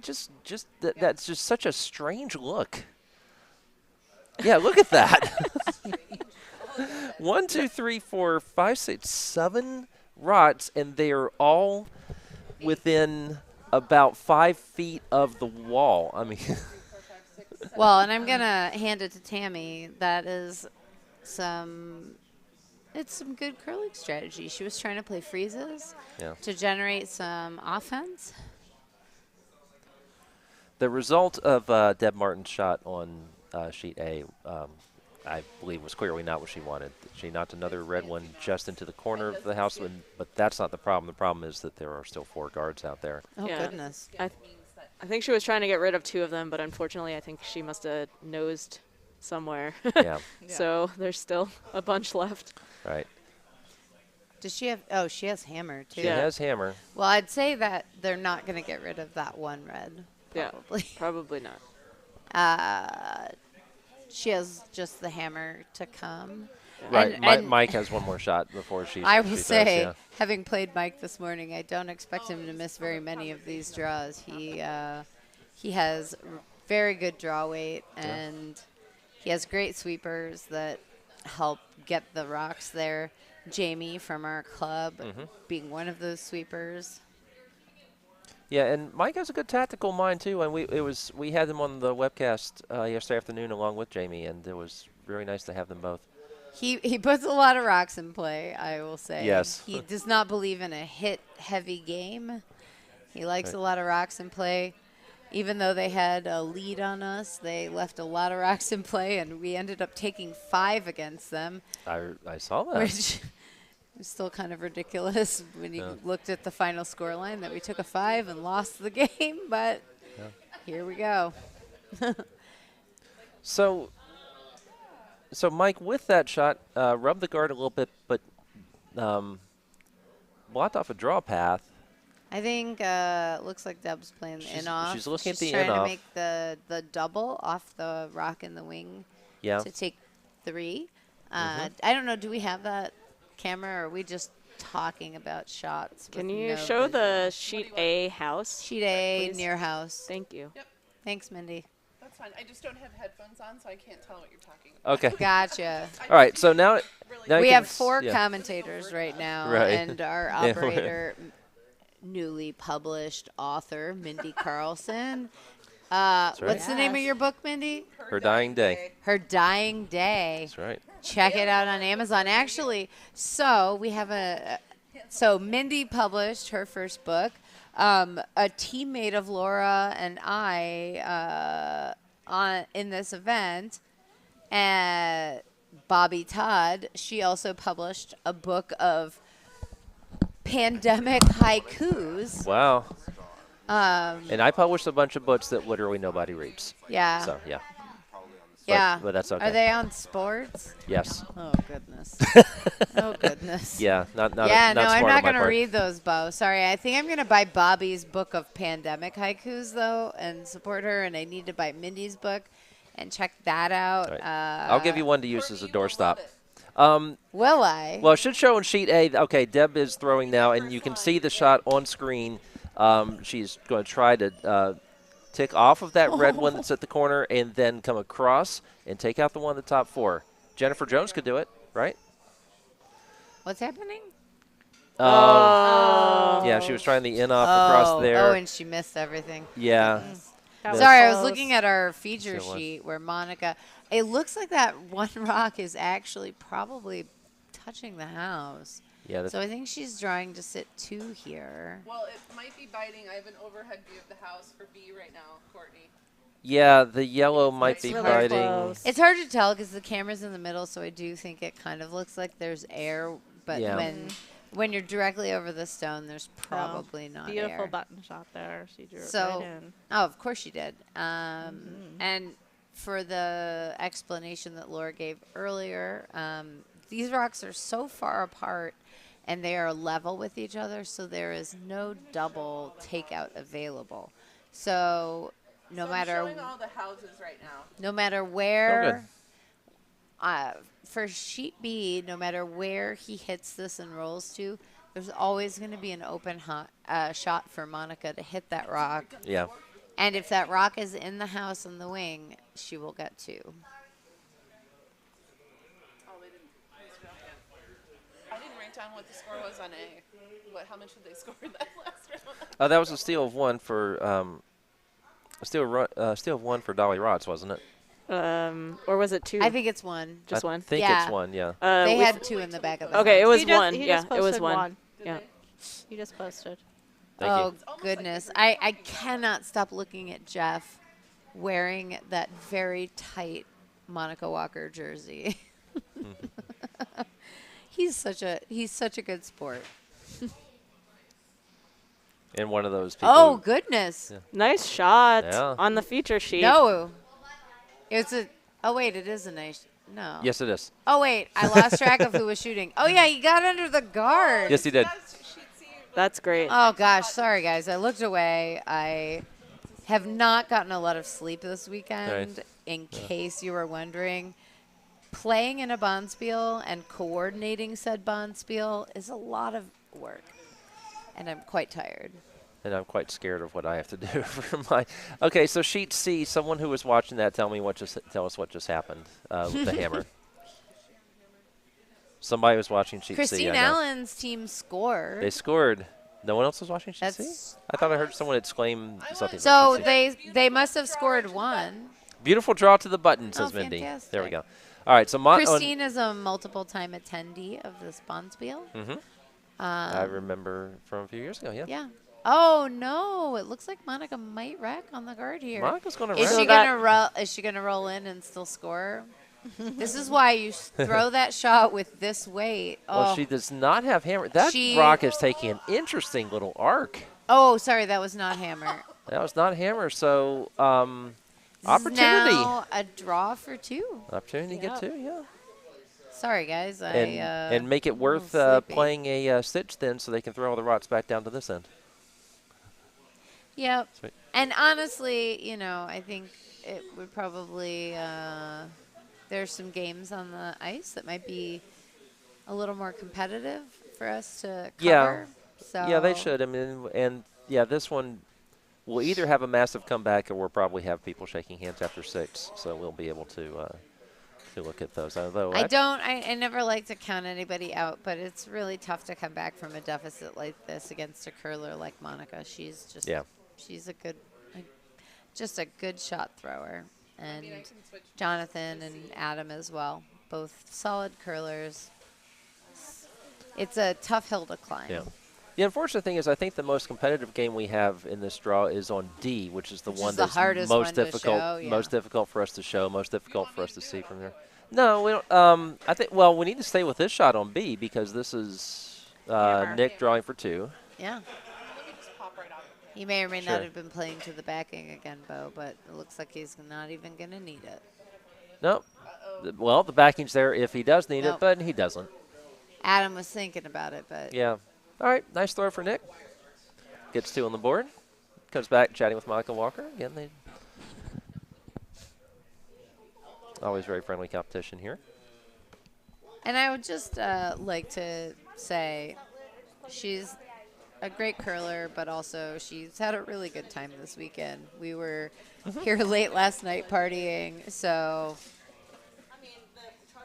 she I don't want anybody to think that she was like out on the ice practicing before this game. Did we talk about the entertainment last night? The performer you had last night, Courtney, was fantastic. Why don't you let Laura tell us So- about Go Tara? ahead. Go ahead, Laura. So last night we had a drag performer named Tara Hoot, who came to the club. From Terre Haute. Yes, she is from Indiana, so that's where her name comes from.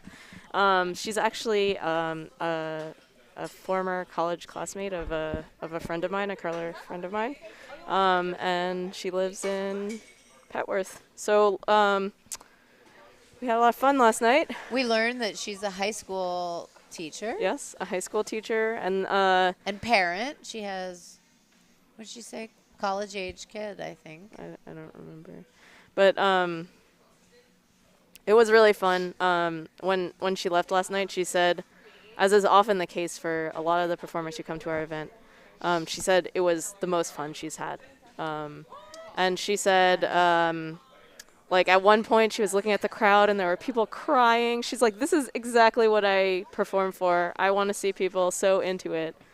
Yeah.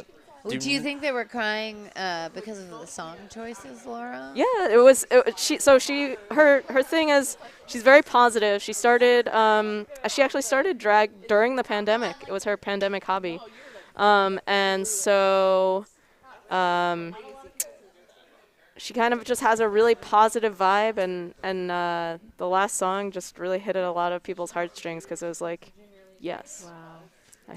Helped me feel good about myself. You would not want to compete against her in a lip sync contest. You would You lose. would not. You would lose. Mostly because her lipstick / lip makeup game is really on point. So you would just be hard pressed to keep up with that. Her wig was fantastic as well. Yep. I was told by some of the members of this club it was probably a nod to hair. For me, it took me back to a movie called Mars Attacks, where there was like an alien who wore a wig trying to pretend to be human, and it was the same sort of bouffant hairstyle, made famous by hair, but I'm more of a 90s to early aughts pop culture fan, so hair was a little before my time, maybe. Yeah, I'm a elder millennial, so same. I did a Gen X podcast that nobody listened to, and it was. And in case Do Gen X people listen to podcasts? in case you're just tuning in, this is a web stream sponsored by the Bo Doer self-deprecating network. I have a wonderful wife and great kids, Okay. and I'm a good substitute teacher and an underappreciated journalist. Underappreciated musician or appreciated musician? Among the people that I play with, I'm appreciated. So Good. So that's good. That was a really good promote on sheet That was. there. Yeah. Just the right amount of weight. We're not even going to call the good shots for Monica Walker's team anymore. There are just too many of them. Yeah. Yeah. Another good shot, yawn. So do we think after this end we want to switch over to sheet C? That was what I was Probably. saying. Okay. We'll do that after this end. Maybe we'll switch to sheet C. And After. I will say on sheet Yeah, after it's C, over. one of the teams is from the Windy City Curling Club in Whenever, and Yeah. I can switch. one of the suburbs, the west suburbs of Chicago. I believe it's Glen Ellen. I don't know if you look at the Wikipedia list of clubs in the United States, you'll find that information. That page was laboriously updated about 6 weeks ago by you? one of the people on this webcast. Oh, One of the people named me. named Bo Doer. That's right. Because I do thankless things. That sounds right. Yeah. So that team from the Windy City Curling Club, they've played here before. They're multiple-time glitter attendees. They're Skip, Eric. Somebody commented Villa Park, Illinois. Oh, Villa Park, Illinois. that's what it is. Okay. I am from the northwest suburbs of Chicago, so my knowledge of the west suburbs is pretty bad. Sorry to people from the Windy City Curling Club. It's not really that close to where I'm from. Or as they erroneously sang in the song The Night Chicago Died, in East Chicago, which is actually a lake. So the lake, yeah. Yeah. So, but I wanted to give a plug to the Windy City Curling Club. This event that we're watching right now, Glitter Bomb Spiel, was the first LGBTQ plus curling tournament in the entire United States. This year, woo, indeed. This year, the Seattle Curling Club added a second event to our gay bonspiel circuit, Which you attended, right? which Laura and I attended. Okay. And I think we won the D we event. won something. I think it was the D event. the D event. I have a picture of myself looking very tired wearing my very gay-looking medal.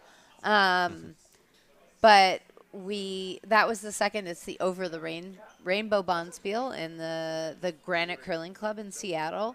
I believe they just opened next year's event. Yeah, or they just opened announced registration. it, and they opened registration. So Windy City's event, and now I'm blanking on the name of it. I'll have to I don't maybe remember. check it out. But there is now a third event in the circuit, and it's having its inaugural event in February. Oh, the drag effect. Oh, yes, yes, the drag drag effect. Thank you, effect. Mindy. The drag effect, it's going to happen in February of Thank you. 2023. They will have to call Terre Haute. And I will be there. All right. So actually, Eric talked to Tara last night, and she did say that if it worked out for her to do a trip out to visit her family at the same time, she might perform at that event. Good for her. Wow. Wow. That's high praise. Yeah. Trying to get someone People from love out our- of state. People love our event. Actually, the drag queen that we had the first year we had this event. And the second year.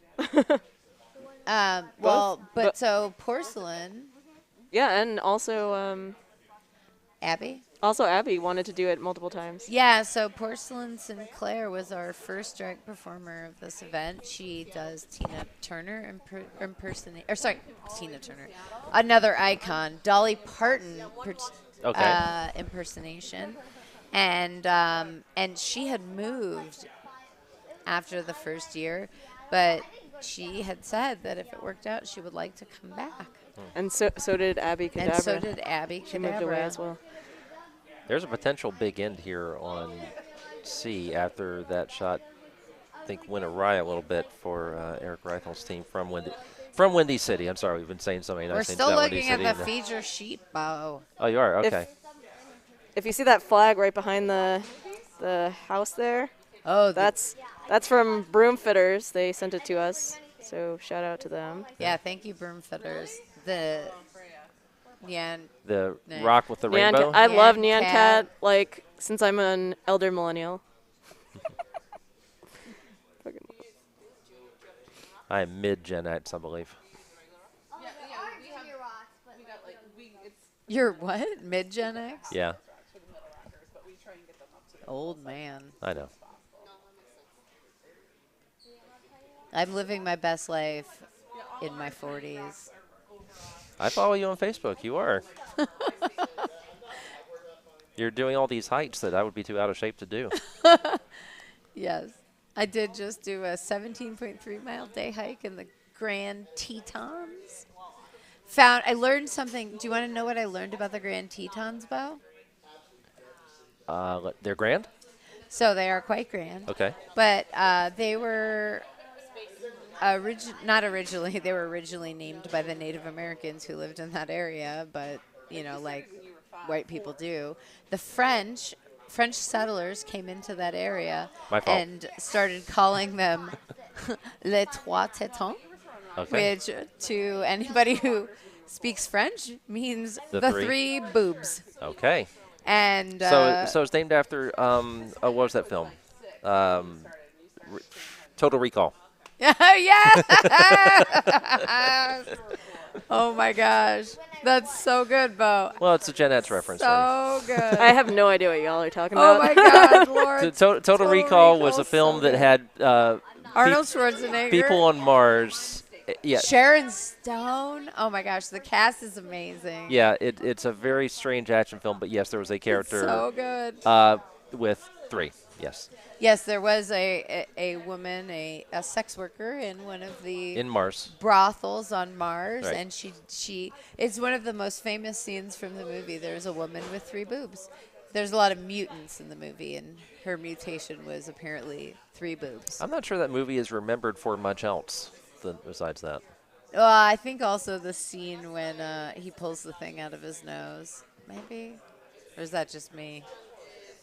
That scene possibly mortified me a little bit, but I mean, it's not a terrible movie. I mean, it's just that it's an older film that just has one image. I mean, there's a lot of really good vintage Arnold Schwarzenegger in that movie. Yeah, I will say. to the millennials in the podcast in our that's right. viewership. In our viewership. I would That's highly recommend. Oh, What did almost. she just do? So, interestingly enough, we referred to the drag effect, the name of the Windy City Curling Club event. We just had a little bit of a witness of the drag effect there. When two curling stones are touching one another or very, very close to one another, and you hit them, there is a physics process called the drag effect, and depending on where you hit them, the rock will drag a certain way. There's a long conversation on C, by the way, that we're going to need to check out at some point. They did score posted on D, 2 for. Wait a minute, is Benjo around? Isn't he? Yeah, he's there. Yeah. Did he leave? No, he's no, right there. No, it's Benjo red. I said because. Oh, I thought you said is Benjo around. I'm like, oh, he just like took Yeah, there off. he is, He's right like, there. I'm done with this game. He's right there. I'm That's right. leaving. It's too close. Yeah. Yeah, that was 2 for red in the 5th end. So that game is 6-5. Definitely our most competitive. But what's going on C right now? Should we switch over to C? I think we Yeah, should go ahead and let's switch switch over over to to C. C. Yeah, because Although I will say, Love Wins has a shot here to actually try to generate a steal. But it's a very interesting end on sheet C, and I think it would be. yeah, and Windy fun City to has spent switch a over long there. time looking at that, and I can't blame them at all because this is, if you can see that house, which you can, well, you'll see it in a second as Mindy goes through. So, Bo, I'm going to tell you this. I Okay. have an inverse proportionality to the amount of time that I spend talking about a curling shot to the number To of your times I success rate? make Okay. said curling shot. And I think what they're looking at here, I think yellow is only sitting 1. And because red is up by 3, they've decided to guard this because yellow Oh. could come down with a lightweight and tap that red out. Were that And get guard 3. not there, and Yeah. they would actually 4. There's one on the side there. Would It does would it be outcount the other? It would be for 4 Yeah, it to outcounts. sit 4. It would outcount the red that's on the edge of the 8 over there? Yep. Yeah, The yellow one? yeah, it's biting the 4-foot, Bo. That yellow on the side. Oh, that one. Okay. Yeah, Yeah. but I was forgetting about the shooter. So red has yeah. hammer, and generally you're not super into guarding the center line when you have hammer. But if they left that shot open and didn't make whatever it was they were playing, then Christine could come down and tap that yellow that's in the top 4-foot. Yeah.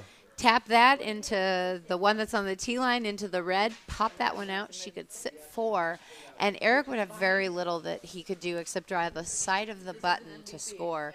It would be very likely that he'd give up a steal of 4. So he has chosen to guard that. They're only sitting 1. Yeah. He's saying, okay, I'm up by 3. Go ahead and steal you 1 can rather have than, 1, and I'll take the hammer into the next end and hopefully have a little bit better luck. Yeah, steal 1 rather than 4. By the way, on A, I'm not going to forget about you, Elena. Deb is about to deliver the hammer, and Do we have a score update on A? a score update on A? Not yet. Deb's throwing the last This is the hammer rock. in the 5th. Okay. They're going slow. Yeah, they're all right. So Christine's shot is coming down C, and she's trying to curl it in here. I don't think it's curling enough. No. No. But now she knows that path. So, all right. Deb is throwing, let's see, equipment room weight at that. If it's going the other way, I say warm room weight or parking lot weight. Looks like she's trying an angle raise. Or at least that's what's going to happen. Is it Elena from Plainfield who's asking about it? Elena, member of the Ukrainian curling team? Elena said. Oh, no, it's Elena. I thought Oh. it might be Olena. I think she's from Plainfield. Yeah. There's a mixed doubles team from Ukraine, and Yeah. I think Olena is from Plainfield. Okay. I've curled against her competitively. She's All right. a good curler. Well, Elena, Deb just scored 1. But that's Elena, and I'm not sure I've met Yeah. her. So. Well, whichever Elena this is, Elena Sabatino, Deb Martin has scored 1. We can tell you that definitively. Things are looking rough on Sheepy here, so I think switching to another sheet. Monica is lining up to make an open hit to take 5. So Is this the hammer? this is the hammer. Oh, boy. Yes. Love wins even if triangle doesn't. The 5th player for That's the right. triangle team said love wins even if triangle doesn't. All right. The hammer has been thrown on C. And they have the cutest fan in the warm room. That's right.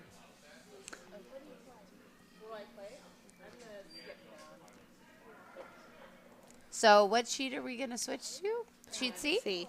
C, and Monica mates She the makes open it. hit for Yeah. 5. And probably gonna people be are shaking handshakes. hands. Yeah. People are shaking hands. Congratulations to Monica Wobker, Adam Kapp, and Jonathan Ochoco. They are your champions of the 2022 Sheet C. Glitter Bonspiel. And I don't know if Chris Mina is watching, one of our This one. viewers. Chris Mina is was supposed to be the 4th player, was? but is not here this weekend. Chris, you are here in my heart if you're listening, and I'm sorry I didn't get to see you. Again, Chris was at the Over the Rainbow Spiel in Seattle, so I did get to catch up with him.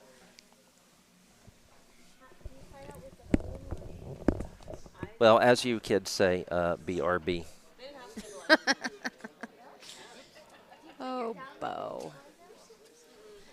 Oh, we're getting the commentating band back together, proverbial band back together. I have missed this event terribly. So, Courtney, I want to Yes? figure out how can we get the U.S. a slot in the Canadian Gay National Bonspiel? I think Because we can just sign up for it, can't we? no. Oh, do we have to do our winners? Yeah, so basically they choose a winner from each club. So they have some kind of play down for each club. So if we could have some kind of like way to select a team from all of the US, then I feel like we might be able to talk to them and get a slot. So the timing of the now 3 gay events we have in this club, ours is in October. Seattle's is in June. Well, now May. They've moved to May this coming year. Maybe what we need to do is talk Brian into having the Seattle event be like the qualifier. Could it be? Or we could just choose a different one of the 3 each year or something. Well, maybe. I don't know when the actual championship I think it is. differs each year, Wow. depending on who's hosting it. Okay. So, for those of you interested, they have a Gay Canadian Curling Association. It's called pridespiel.com or org or something. Pridespiel.ca. I thought it was gaycurl.ca. I believe they changed the name because they wanted to be more inclusive. Okay, gotcha. Yes, I am aware that using the term gay, the original name for Glitter Bonspiel was the Big Gay American Bonspiel, which we did like a vote, and that was the most popular name from the vote. But I was informed by an older member of this club that gay is not necessarily the term that all community members want to identify with, so maybe it wasn't the right choice for us. So instead, we decided to call this event Glitter Bonspiel. Unfortunately, that means that the Gardens will no longer put our event name on the sign because I was told they didn't want to have the word bomb on the sign. I'm just going to let them have that one because they make that decision. Bo, are you like clutching a brownie in your? It was like a death grip on a brownie. Why did he ask you? I don't know. Because I don't think he realizes I'm not there. So, Bo, I have actually learned more about curling recently. I am very behind on the times, but I only recently started watching Ted Lasso. I wish You're Billy not was on. here. Turn your mic on. Yeah, we show you was here too. Did that one. I watched the first few episodes of Ted Lasso. I need to catch up on the last season, two and a half seasons. I'm very behind on my. Wait, is the third season out? Yeah, and it was fantastic. I just haven't. I just fall behind on things. I mean, you're so busy playing in bands and. Hey, if you live in Northern Virginia and you want to form a band, you need a bass player / drummer or whatever. Please hit me up. I'm just gonna stop you and say, if you live in Northern Virginia, just Move. Yeah.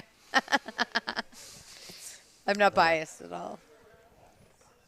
Well, I'm just gonna crash at your house during Embassy if that's okay. You can if you want to. I only live like 15 minutes from the club now. I know. My purple house. I have a purple house. It's pretty awesome. It's very quirky. The floors squeak a lot. I squeak in my house too. My house was built in the 1920s and boasts many of the original features. Not a compliment. Okay. Okay, so what game are we watching? We're watching C, but we've got a nice photo shoot I was going about on to on say B. a family portrait. Yeah. Nice photos of our winners and our runners-up. So, and at some point they will walk in and we'll give a nice round of On applause. sheet C, we're seeing the delivery of, I'm forgetting this guy's name. Zimmerman? No. Who is Yeah, that? Dave Zimmerman. My buddy. Your buddy? Clobbered me at the beach spiel. Oh, goodness. He has a bit of an unconventional delivery. So.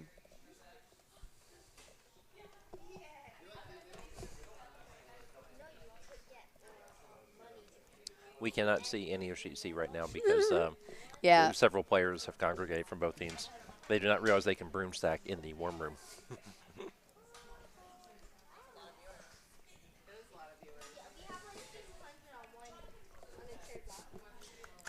I gave him a knock on the window, and I'm like, get out of my way. I realize you're just playing in a final, unlike me. Oh, championship team. Monica, not Team Pretty and Ring. Skipped by Monica Walker, leaving the ice to a lot of fanfare. Right. There's a surprising number of people left here in this event. We have teams from all over, so their flights are probably later today. So we have a bit of a social environment happening right now. It's just fun.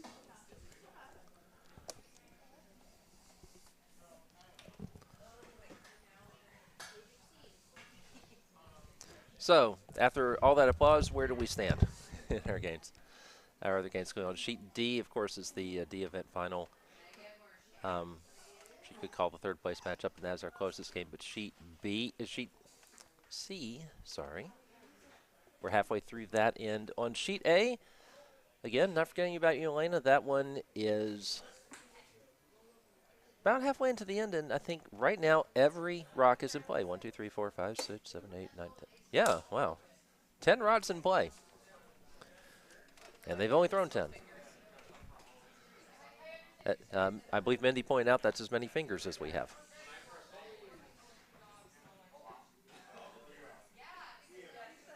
Freya, would you like to say anything? We're being joined by... She doesn't want to talk to us. She doesn't want to talk to us. Okay.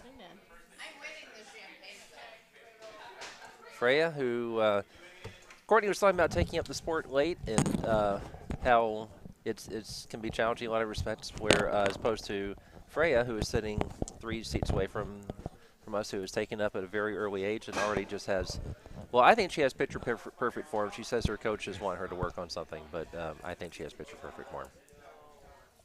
She's looking at me like, what are you talking about? She's very cute. I was also teaching her to play volleyball with a balloon this morning. Aw. So, because I lived in Wilmington, North Carolina for a while, so I played some volleyball. If I tried to play volleyball now, my Achilles would fly off. I have to go ahead. I have to give some props to our bartenders this weekend while Mike. I'm doing this. Mr. Kevin White, who stayed here until 3:30 in the morning on Friday night Wow. because people were here playing board games and hanging out, and then last night I believe it was Cody Johnson who closed down the bar. And Michael Kadamo, I believe, worked 12 hours at the bar yesterday. Oh yeah, he's been here. Yeah. He was here this morning too. Is it time to mention my signature drink? So, I've become somewhat notorious at this event for making the worst cosmopolitan that people have ever tasted, and so this year I was going to take it off the menu because I've been so terrible at making them, but I decided to embrace it. So I put it on the menu and I called it Courtney's Terrible Cosmo.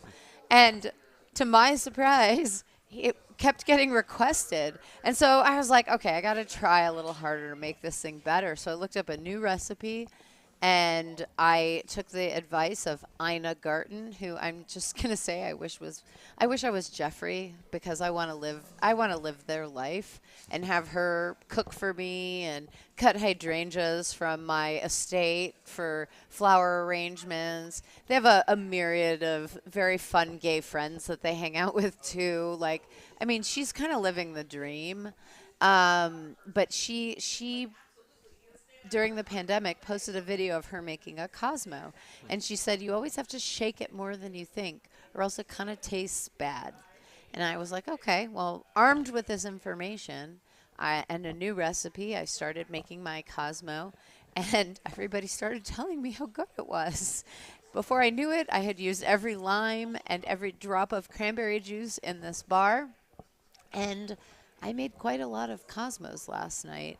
I was kind of the belle of the gay ball, if you will, making drinks behind the bar. It was fantastic, and I had a lot of fun doing it, and I hope everybody enjoyed them. Wait till you taste the Ukrainian vodka.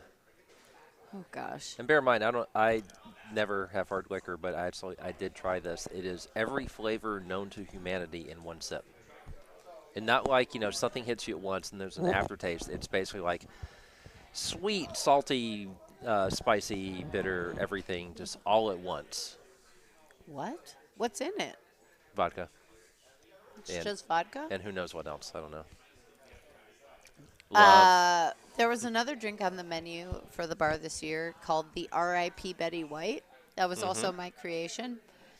It is a vodka on the rocks served with a dill pickle because Betty White in an interview said that after she'd spend the day filming, that was how she'd come home and unwind, with a vodka on the rocks and a dill pickle.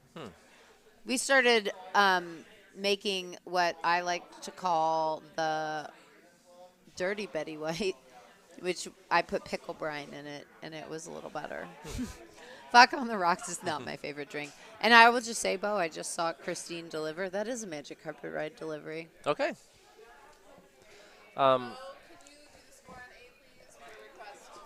Score on A. There's no score on A. There's no more score on A, Elena. No, it is still 5-2 after 5 ends. What I can tell you is that, but Deb does have a chance to steal. Well, I mean, she's currently sitting shot, but it's wide open. So. Yeah, her last shot, I think, didn't quite do what she was hoping to do. Or is she sitting? Oh, no, she's just sitting one. Probably. But it's on the wall side, so it makes hitting it a little trickier. And yeah. It looks like actually Mike's wrecking. Oh, gosh, he's like practically nosing the guard. Yeah. So, okay, so Deb could potentially put another one in here. Yeah, she needs to loop one under the center guard. Yeah, there. and she could have a very good steal opportunity. Yeah. So.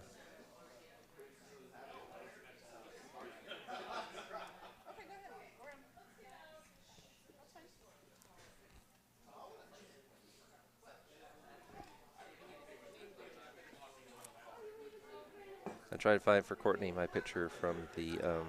It looks like a whole lot of video game videos and screenshots. Oh, because I play Disc Golf Valley, so.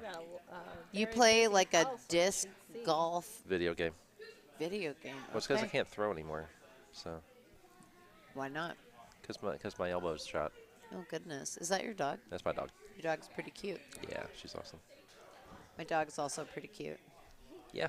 He was not very good boy yesterday, though. I left him out of his crate, and he found his way into a bag of things that had some Tang Fastics that Melvin brought me back from Scotland. It's like my favorite European candy. And Melvin was in Scotland and brought me back Tang Fastics. They're like sour gummy candies of different flavors. And that dog ate the entire bag of Tang Fastics. All of them. Wow. He also ate an entire thing of, well, he didn't eat all of them, but pepitas, you know, like the little pumpkin seeds. Oh. He ate those as well. There's a flash through. I had a bunch of those condiment cups left over for making Jello shots, and he just, like, tore them up. He found a little package of casters that you can add to a piece of furniture, and he took them all into his crate. Deb Martin just tried to draw another one in and crashed. So it will only be a steal of 1 if she can get that steal on sheet A. Down to the hammer. Oh, down the hammer on sheet C. Yep. A big chance for Eric Reithel to score what? Would that be to score 2? Yes, What are they're we looking currently at sitting here? 1.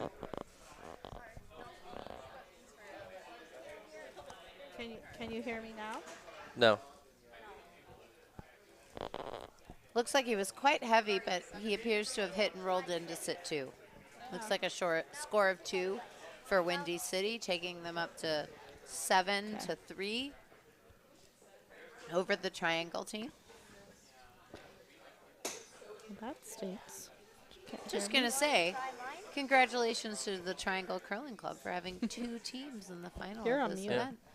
All right, Mike Grudzinski throwing now, trying to get rid of the steal. Oh, Rhett's on the guard, maybe even pushes. No. Okay, so that's going to be a steal of just 1 for Deb Martin, I believe. Because I don't think that one on the outside is out counting the red. So It looked like 1 to me. yeah, Bo. we'll look for confirmation, but that looks like it's going to be a 1.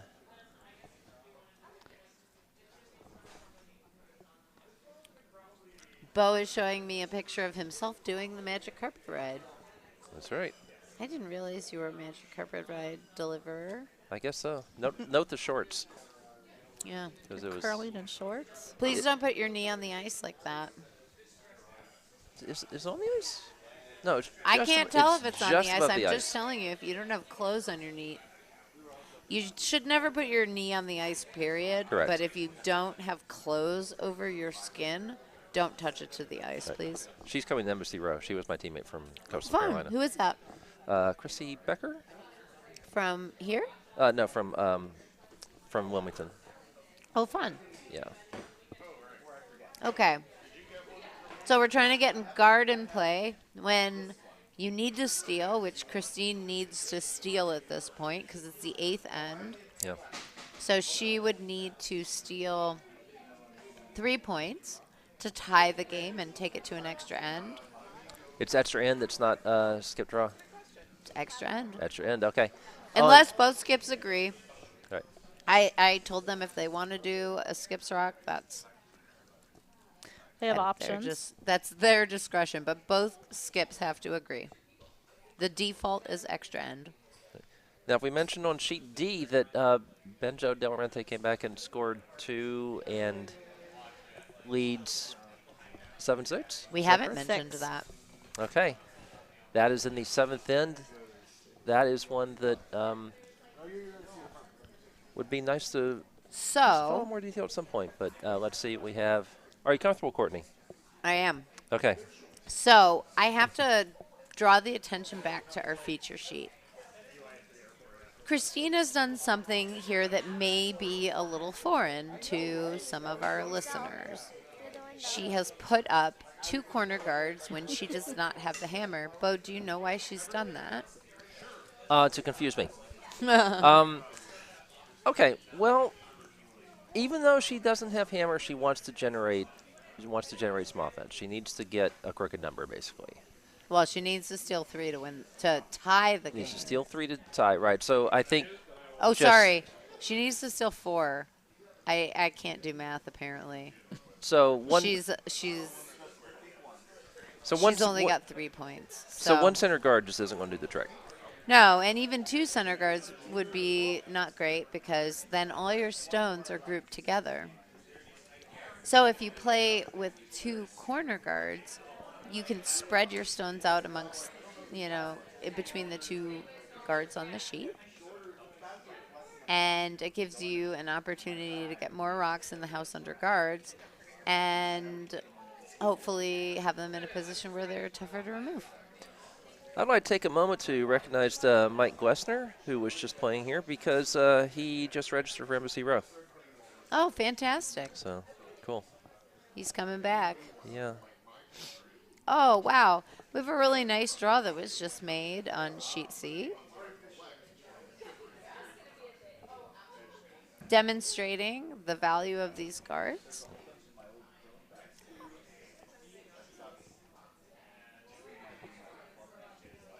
Bo, how do you have access to that? Is that through RegFox? I'm a hacker. Yes, it is through RegFox. All I get is 8 million emails through RegFox, and I hate it. Okay. I mean, our old system wasn't amazing, but I liked it better than RegFox. I just checked it 8 million times a day. We I can't check it. I don't have access. We test They drove. don't trust me. We test drove another system, and we might actually use it for spiels, but it didn't work for the Saturday program because of the wait list management issue. Because we had to have 2 wait lists for Saturday events, one for members, one for guests, and they just weren't able to do that. So, so we'll be sticking with RegFox for Saturdays, but and that is for people listening. That is RegFox, REGFOX. That is not Red Fox, who played Sanford on Sanford and Son, and is one of the crudest comedians of his era. That's more of a boomer thing, actually, I think. So on sheet C, we did just have, I believe it was Greg Torkelson threw a peel on the guard. Do you know why he peeled that guard out? So he could hit the one that was in the house. Yeah. So this is showing the value of having those spread out guards. Because now you have to make a choice. Do you peel the other guard or do you hit the one that's open? Eric's choosing to hit the one that's open. Yeah. Gotta say, They'd have to get 4 rocks under that other guard and have 3 pretty significant misses to tie this game up. Yeah. Correct me if I'm wrong, though, Courtney, but those were 4 impressive throws from Christine Allen's front end. Absolutely. Yeah, I mean 2 guards. You have to have some misses. 2 perfectly buried rocks. Yeah. And there's a miss. There's one of the misses that she needs. She just needs, what, 3 more? The binder. Bo, the binder. Okay. Kyle is so smart. Kyle had all of the team name sheets in a binder.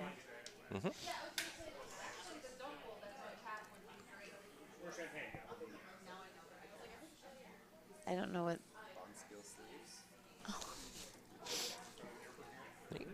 I was not smart enough to decipher that code.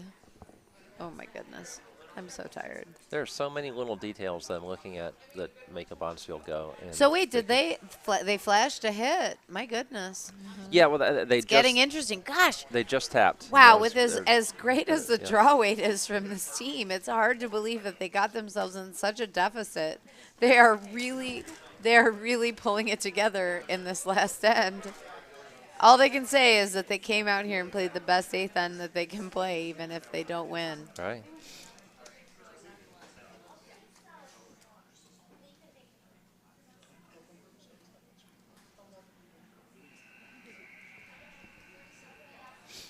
They did not flash that hit. In fact, that's going to roll. It's going to be open, and that's. So Christine's doing the smart thing here. Some people may say, okay, well, you should peel or hit that red rock. Right. But when you're trying to steal, I had a very wise skip, Melvin Shaw, tell me that you should never throw anything more than backline weight. So play some tap backs, keep rocks in play. You gotta make some shots and hope for some misses. Yep. But she's utilizing the one guard that she has. And putting a lot of rods there and now it's Jeez. going to be very difficult Oh my to goodness. get those rods out. And so, okay.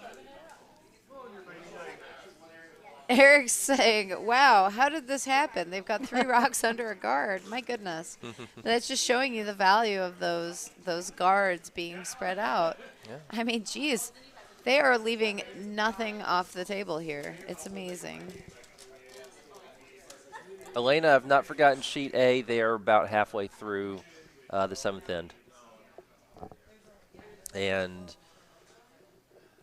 Deb Martin has a couple of rots that I believe are in play, but, well, no, a couple of rots are in the house, but nothing. Deb looks better at this point. I'll leave it at that. But she does not have hammer. All right, sheet C. Our feature game for now, let's see. It's the please get rid of some of these rots that are making me nervous shot. And the guard is going to go.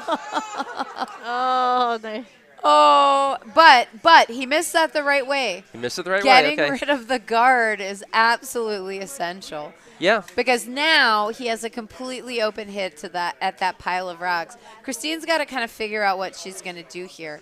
I honestly, I don't think I'd put the guard back. It looked like that's what she looked at first. 4. Yeah. I think you try to freeze to the nose of that red. Because I don't think Eric can, if you make that freeze, I don't think Eric can get rid of more than 1 in that pile of 3. Yeah. So then you'd have 1 frozen. I mean, at the end of the day, it's a tall order to steal 4. Yeah, but this is one of the more she's compelling hitting efforts I've seen at it. She's hitting it. I really would love to see her just play the freeze to this rock. Yeah. But she's going for it. She's going to hit it. And so far, this has been a textbook of how to steal 4. It's just that textbook is, well, you don't put it off the shelf very often. At least you hope you don't. You what? I said, you try not to pull that textbook on how to steal 4 down from the shelf very often. Yeah, so you hope it's not needed. I watch a lot of curling, and I'm always taking notes on when I see an end on how to generate a multiple score. And this is a really good example of how to generate a multiple steal. Wizard of the Webcast, Ken Cart, sweeping furiously alongside Dave Zimmerman, and she's going to hit it and just kind of stay.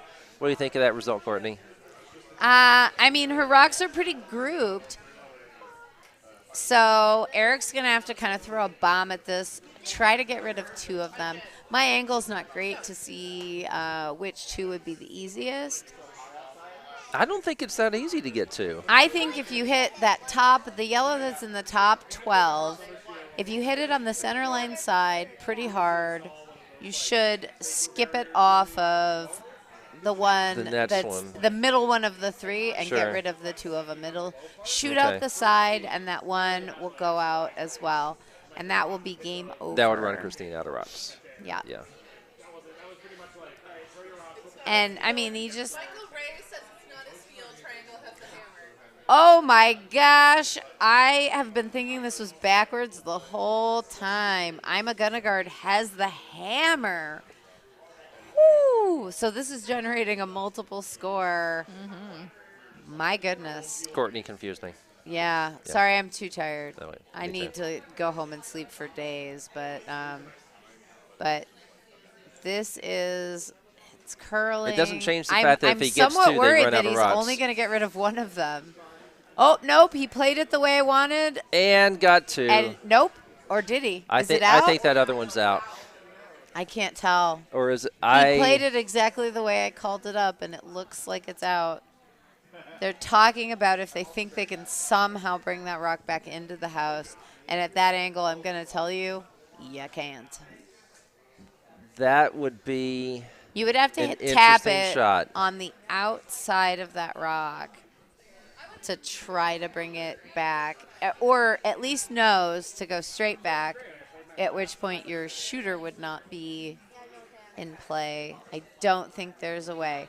She's going to try. I don't fault her for trying, but I think the chances of this working out are not good. Dave Zimmerman is drawing little circles, like almost like a spirograph, Jeanette's reference. So what he's talking about, Bo, is that, you know, the bottom of these rocks are not flat on the bottom. They're shaped more like a red blood cell to the doctors in the stream, or like maybe a jelly donut, a filled donut. They're a bit concave in the middle sections, so it's actually just a ring that contacts the ice, and it's a rough surface that travels over the pebbled surface of the ice. All right, well, here it comes. So sometimes they spin, Yep. and sometimes Yeah, if you can get them to weird spin, spins. they can do some weird things. But That's what we're hoping. I mean, this looks like pretty close. Let's see. Just And she oh just my needs gosh, to tap the weight that is yellow one so just a good. hair and spit. Nope. No. That Noble was effort. just a valiant effort. Oh my No gosh. effort. Scores 2. Our final score is 7-5 in our B event final. Really nicely played there. So congratulations to Eric Reithel, Lori Cassidy, Greg Torkelson, and Kent McKenzie from Windy City. Of course, every time I see Greg Torkelson, I think of Kids in the Hall, and I forget the full name of the band that includes someone named Torkelson. Anyway, so now that I, in retrospect, know that team, the triangle team, had the hammer, I would have thrown the guard with my first if I were the skip. okay. And now we know Because that it was then not you at all would- unusual to throw corner guards because Then she had yeah, hammer. That's no, right, so- and then right. Eric would have had to try to sit two. Yeah. Well, speaking Yeah, of hammer, let's go we to should look A. at. Well, speaking of hammer, we've got hammer coming on D, or is it? The seventh end. Man, that game, Triangle versus Windy City, they were playing quite quickly. Yeah, they were. This is Benjo's hammer, isn't it on D? No, wait. Benjo's.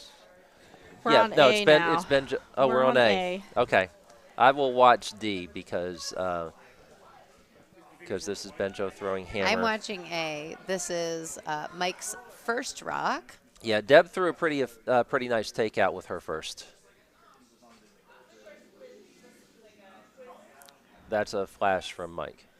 Yeah. All right. I think he was trying to draw. But Yeah. Sheet D, Benjo is throwing against.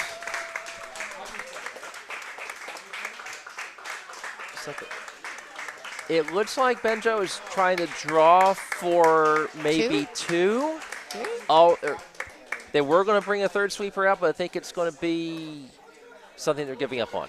Oh, just one? Yeah, Benjo's draw came up short, so I don't know if that's 1 or 2. In fact, they don't know if it's 1 or 2 yet. We're not going to know until they post the score. So It looks like red is sitting 1 are you back on A now? on or? A. Okay. Yeah. But it's only in the 12-foot. Deb has a pretty reasonable hit here Yeah. to sit what looks like 4. There's a measure on D. There's a measure on Measure. Okay, well, D. Okay. So while while they they sort do that that, out, yeah. we're going to talk about sheet A. I'm not sure what they're talking about here. That red rock appears from my angle to be shot. I don't have a good view at anything that's happening on the cameras. I can't tell if red is shot. Is there a red rock in there? Yeah, it's kind of behind the corner guard, Bo. The corner biter. Okay. And I see. but if she hits it, I think the catch is that she's not going to see all of that. Right. Maybe she is. I can't tell from my Christy, angle. who has shot over there? I believe it's red. Oh, says red. Christy. Yeah, so that's Okay. what it looks like to me too. But if Deb makes this, even if she rolled out, oh, I see. She does not have hammer this end. No, she does not. So she may be playing the draw here. Benjo and Tammy Moyer just did an interesting little like high five kind of like celebratory thing for I'm not sure what. Oh, Benjo took 2. That is going to be 8-7. So Benjo up 1, Tammy Moyer with hammer in the 8th end. We will definitely want to watch that. All right, here's Deb with the not hammer. Is that what you call the shot that's before the hammer? No, the last shot by the other skip? The not hammer? What? The penultimate shot of The the penultimate end? shot at the end, the one by the person who does not have For the hammer. record, penultimate is one of my favorite words, and I feel like I don't get to use it enough in my life. Kind of a miracle because I started off this game like. Deb has opted to draw and get it behind guard, which She doesn't she quite. does. That takes away her chance. I'm kind of curious about that call because if she'd hit that Well, red, so she'd been lying. She multiple. would, but Leave a wider open But draw. all he has to do is draw the 8-foot. And I Yeah. tell you, having played this guy in in the game this morning, he almost never misses a draw. He's quite a solid draw player. And so now he has to come in to get that one. That's not going to be the easiest. From this angle, it appears anyway that will not be the easiest. I think the rock Deb just threw is on the center line, maybe on the button, or is it? Yeah. Yeah, actually on the button. Yeah. And It's maybe about a quarter buried. yeah, because the guard is just off the center line. All But right. Jamie's going to have to sweep this to get it Oh by. boy, yeah.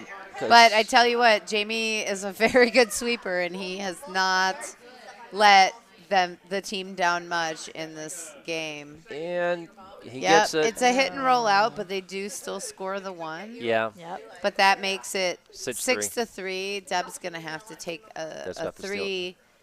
Oh, no, she'll have the hammer. Yeah, she'll have the hammer. We won't make that mistake again. I will not. All right, she's got the score 3 with hammer. So sheet D, again, our D event final, which, as we do, it's basically the game for the 2 teams that lost in the A event semifinal. So a game for 3rd place, you might say. Because triangle is triangle plus. And I can tell you the first red stone, first for Benjo's team, hogged or was burned. I just saw them taking it down the ice. And so Tammy has now put 2 shots in the house. So, Of course she did. Courtney, why would you do that? Why'd you put those shots in the house rather than in guards? So this is what it. Oh, wait, Laura left. And Freya doesn't have headset on. She might have even known this. What do we call this? So Tammy has the hammer. She's got 2 rocks separated on each side of the house. We refer to this in curling as the junior deuce. It's Really? yeah, Junior deuce. the junior deuce. You just get 2 rocks sitting far apart from each other, so that if they keep hitting it, they're still going to be pretty far unless they get a roll. So you want to keep them separated so there's no double takeout opportunity. Oh, They went for the double and didn't quite make it. Yeah, it's because it wasn't there. Yeah. But I don't know. I can't see the line Is it- very well. But Now, is that not normally called splitting the house? it is called splitting the house. But it is referred to as the junior deuce when you get 2 in that manner. It's predicated on you continuing to make these draws to the wing and keeping them level. It's good to have very good sweepers when you're doing this. Sometimes it can be a long time and a lot of perfectly made draws required to do this. On sheet A, I can tell you Jamie Bellefontaine has expertly thrown his first 2 rods through the house as they do not want much traffic as they were up 3. I found out something very disappointing, and that is that the throw-through, Bo, does not count in your scoring. stats. That's correct. Oh, I was very sad to find that out when I played in Challenge Run one year. I was playing lead, and the throw-through is not statted. So, kind of speaking a of Challenge bummer. Run, where are you? What is your itinerary for playing coming up? Oh, goodness. I'm still figuring that out. Okay. I'm supposed to play down for Club Nationals Okay. with the women's team, and But we had a kind of rocky start to the season, so I am not sure if we're going to be doing that. But I hope we do. I really like the girls I'm playing with, and I think we have a good team. And, that's a really another good hit and roll there on that's a really nice shot. D. Yeah. Bo, do you know why you try to roll towards that second rock? Well, you can freeze to it and cut down scoring area, or you can tap it. Yeah. Excuse me.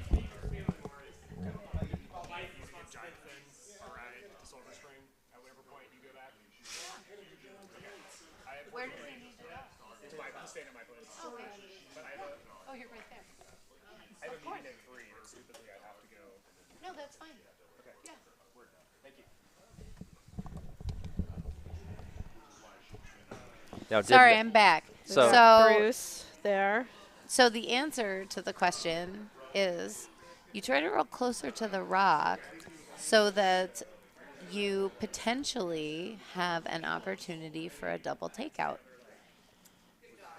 Oh no, Bruce is he was trying to roll away, but he just rolls a little bit too far.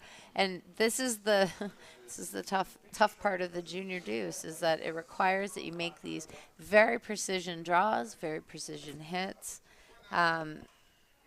It's a tough one to maintain at the club level. So Benjo basically managed to scoot the action over from one Yeah. wing closer to the center, so the two. So, Yeah. I mean, Bruce did roll out, which gives him an opportunity to remove this stone, which means that Tammy's team will probably just be playing for a single point, which is the tie rather than the win.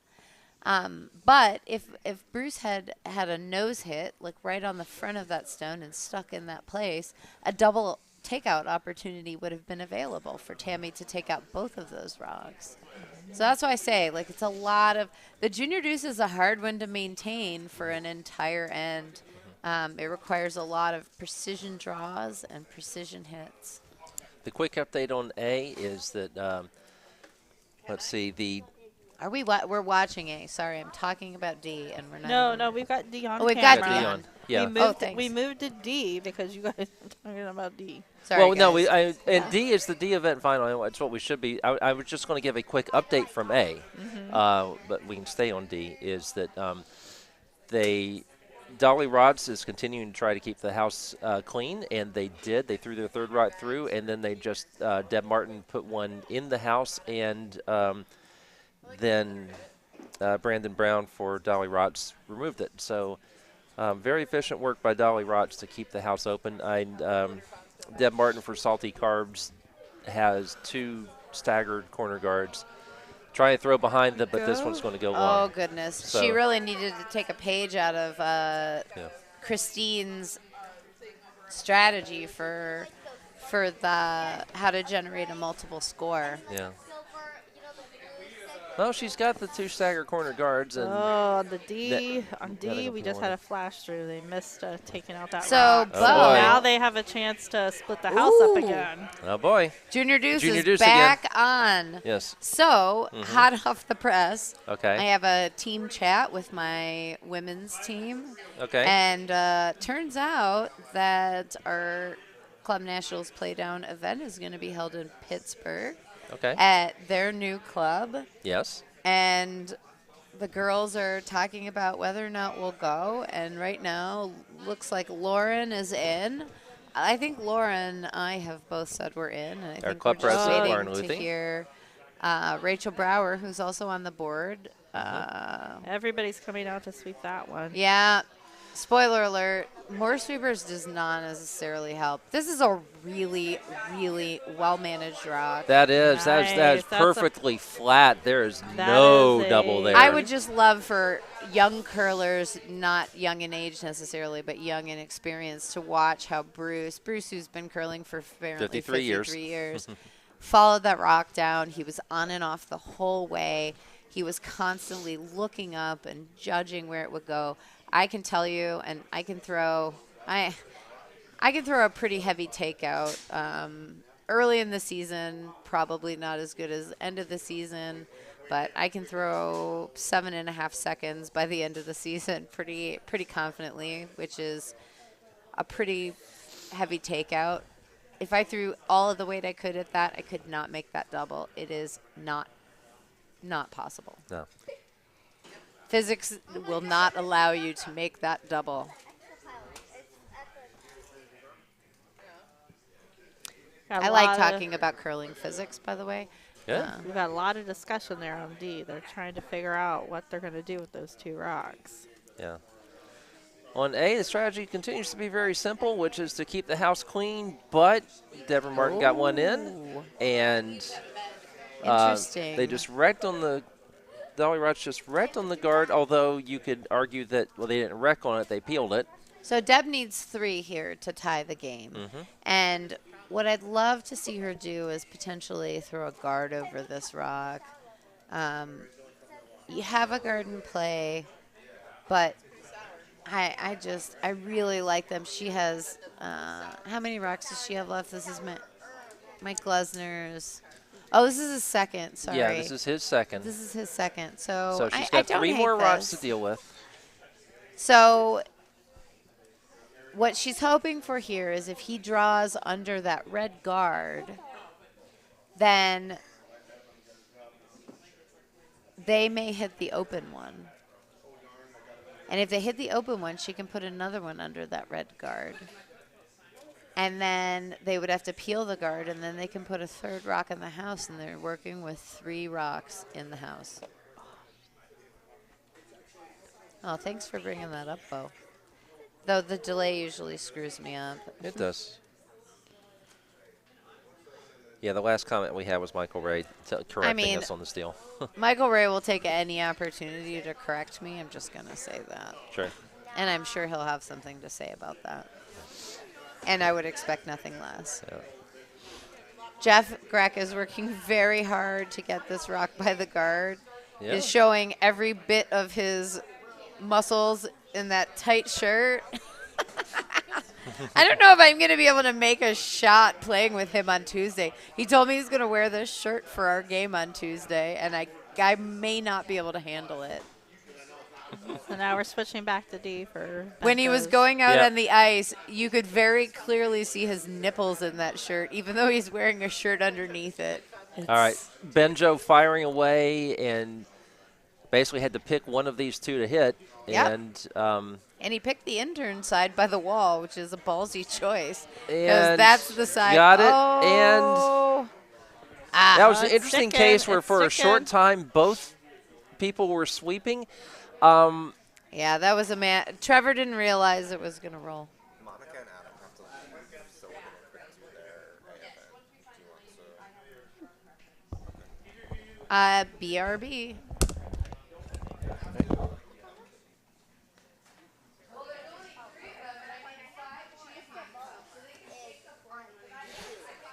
Courtney has had to disappear to give awards to people who have earned them. So.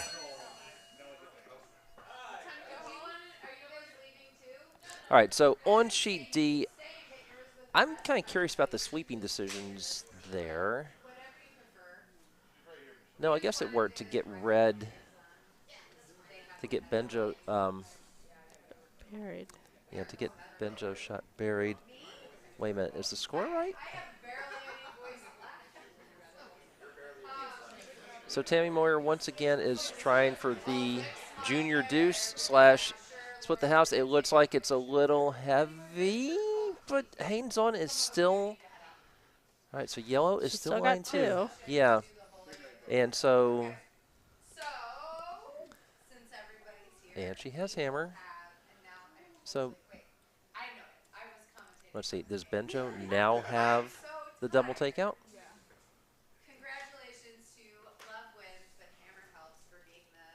All right. So we're peeking on sheet A now. Deb Martin, again, has to score 3 here, which means probably burying / freezing another one in here. This is Deb's first shot.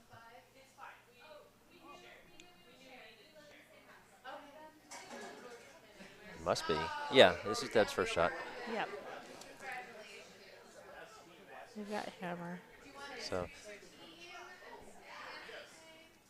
Benjo's having a nice long chat about what to do next. I don't know if he's going to try a double takeout or what.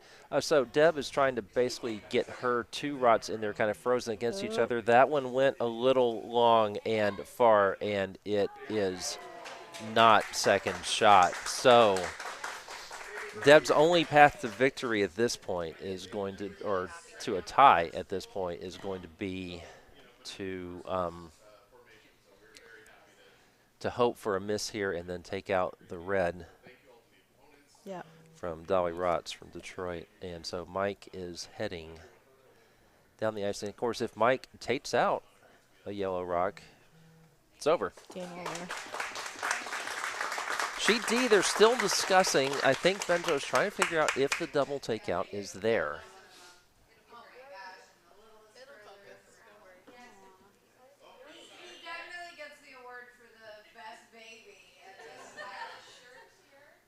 All right, on A, we're getting ready here. All right, so Mike is aiming here. I guess he's taking the out-turn side to try to get to that yellow.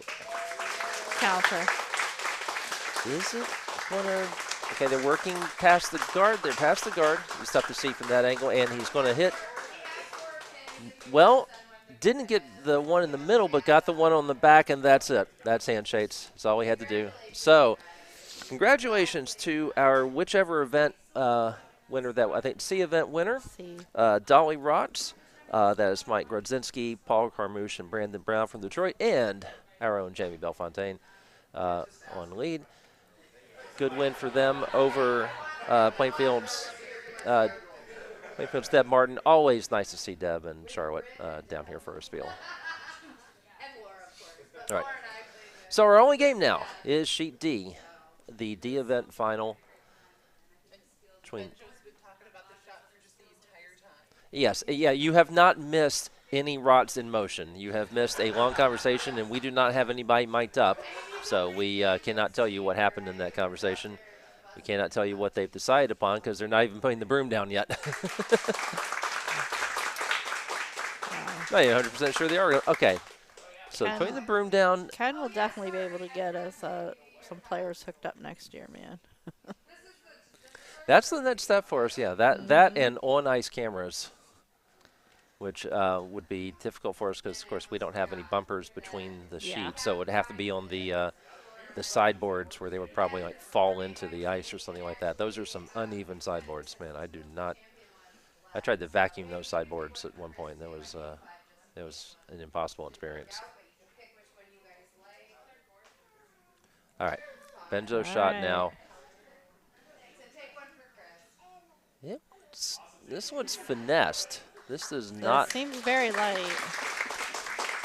Is he trying to freeze to the back yellow? Or just a light tap to it? All 3 sweepers now trying to rock it. I think it looks okay. Well, no, it just suddenly stopped on them. Yep. So, all right, Tammy Moyer has a shot to win. It is yeah. Yeah. It's shot, but it's fully exposed. Yeah, fully exposed. It could jam on that back yellow. But even if it jams on that back yellow, they might get 2 out of that. All right, Dolly Rotz won over here. Courtney is rejoining us. Dolly Rotz won over here. So, Benjo, I think, just came up a little bit light with the red rot that's on the forefoot. Was he trying to freeze to the back one? I think he wanted to freeze to the back one. Oh, it was a very smart call. I would have applauded Benjo for that call. Yeah, all the sweepers came out to work on it, and so Tammy just needs to peel this rock out of the house. Yeah, and try not to hit the yellow rock in the back. Yep. I guess she could. No, it would count on the side. I think so. Are we? It looks like we're good. Let's see, are we good? And oh no! Oh, are we? But I think it went just far enough. Just enough. Aww. So was that 2 for Tammy? Yes. 2 for Tammy in I'm glad game with a bunch of high-scoring game, 9-8 for one Moyer. And it was very well played from the shots I was seeing. It was. You know, I don't think Benjo's team has anything to be disappointed about. They were making a lot of shots. It certainly, from what we were seeing here, it was a very well played game, and Very that's competitive. very common. So the D event is people who have made it pretty far in the bracket before they're eliminated. So it's kind of like the second place championship, if you will. Generally pretty good teams in that event. So I'm happy to see Tammy. And I will just also say that both of these teams are teams that were put together by the coordinators. Tammy signed up as an individual player, and we paired her with other individual players to come to this event. That's something we really we think it's very important, so that if there are curlers who don't have enough players that they can come to this event with to play, you know, just sign up as a single and we'll put you with people. My team, we had a gentleman who signed up as a single player, and he's a very new curler, and I think he had a good experience in the event. From Loudoun, Dan Eisen. Yeah, from Loudoun County. And also a member here. So on those lines, if you want to play at Embassy Row, feel free to sign up as an individual. I'll get you on a team. Yeah, and yes, I will. I'll have you play with Courtney. Yeah. Yes, he did. He was saying he learned more this weekend than he had in his previous 8 months of curling experience. Now, that's not true because he's been out here on Saturday. Oh, okay. I'm just quoting him. Okay. So he was very happy to learn from some experienced curlers. I was explaining to him where you need to stand and some different things about etiquette and curling. Yeah. I think he's been here on Saturday, and I'm not sure. He curls in Pizza League. Yes. Was what he told me. He was a very friendly and positive teammate. It was nice to play with him. All right. So Mindy, are you itching to show some photos of our winners and move on? Yep. She's already got it all up. photos of the winners? Ran through Okay. our photos. Yeah. Hit it, baby. 1 Moyer time. Oh, that's a right. pretty good name, Tammy. All right. Wow, Bo. Thanks for having me. Courtney, thank you for putting this on. It's so nice to be back. I've been Wonderful. Jennifer, sorry I came in here and stole the thunder, but I had to keep talking, or otherwise I was gonna fall asleep. That's and okay. I still have you must be I still have to give exhausted. out You the guys- awards. You guys did a fabulous job putting this on. It was a wonderful spiel. We were worried at one point about whether we'd be able to put this on again, and thinking, oh no, we don't want this to be the cursed event that just never happens. But I've been looking forward to being here for this webcast, and I know you've been looking forward even 10 times more than I have, Courtney. Being an early season event, it's really it can be a bit of a challenge. Hey, oh God, I look like I need some sleep. I look like I need to lose some weight. So, hi Freya. All right, signing off now for Mindy Carlson on the headphones. Jen Thanks, Skidmore Mindy. next to me. Courtney Shaw, Buy her our book. wonderful Bonspiel organizer. I'm Bo Dewar. Buy my book. Pick one. I don't care which one you the buy. scotch. Dewar, like the Single, scotch. That's single scotch. right. No, I'm married. Oh. Okay. Oh God, I'm swearing on the webcast. Okay, I'm gonna sign off. Bye. Good night, everybody. Afternoon. Bye bye. Have a good day. Bye. Thank you, Courtney.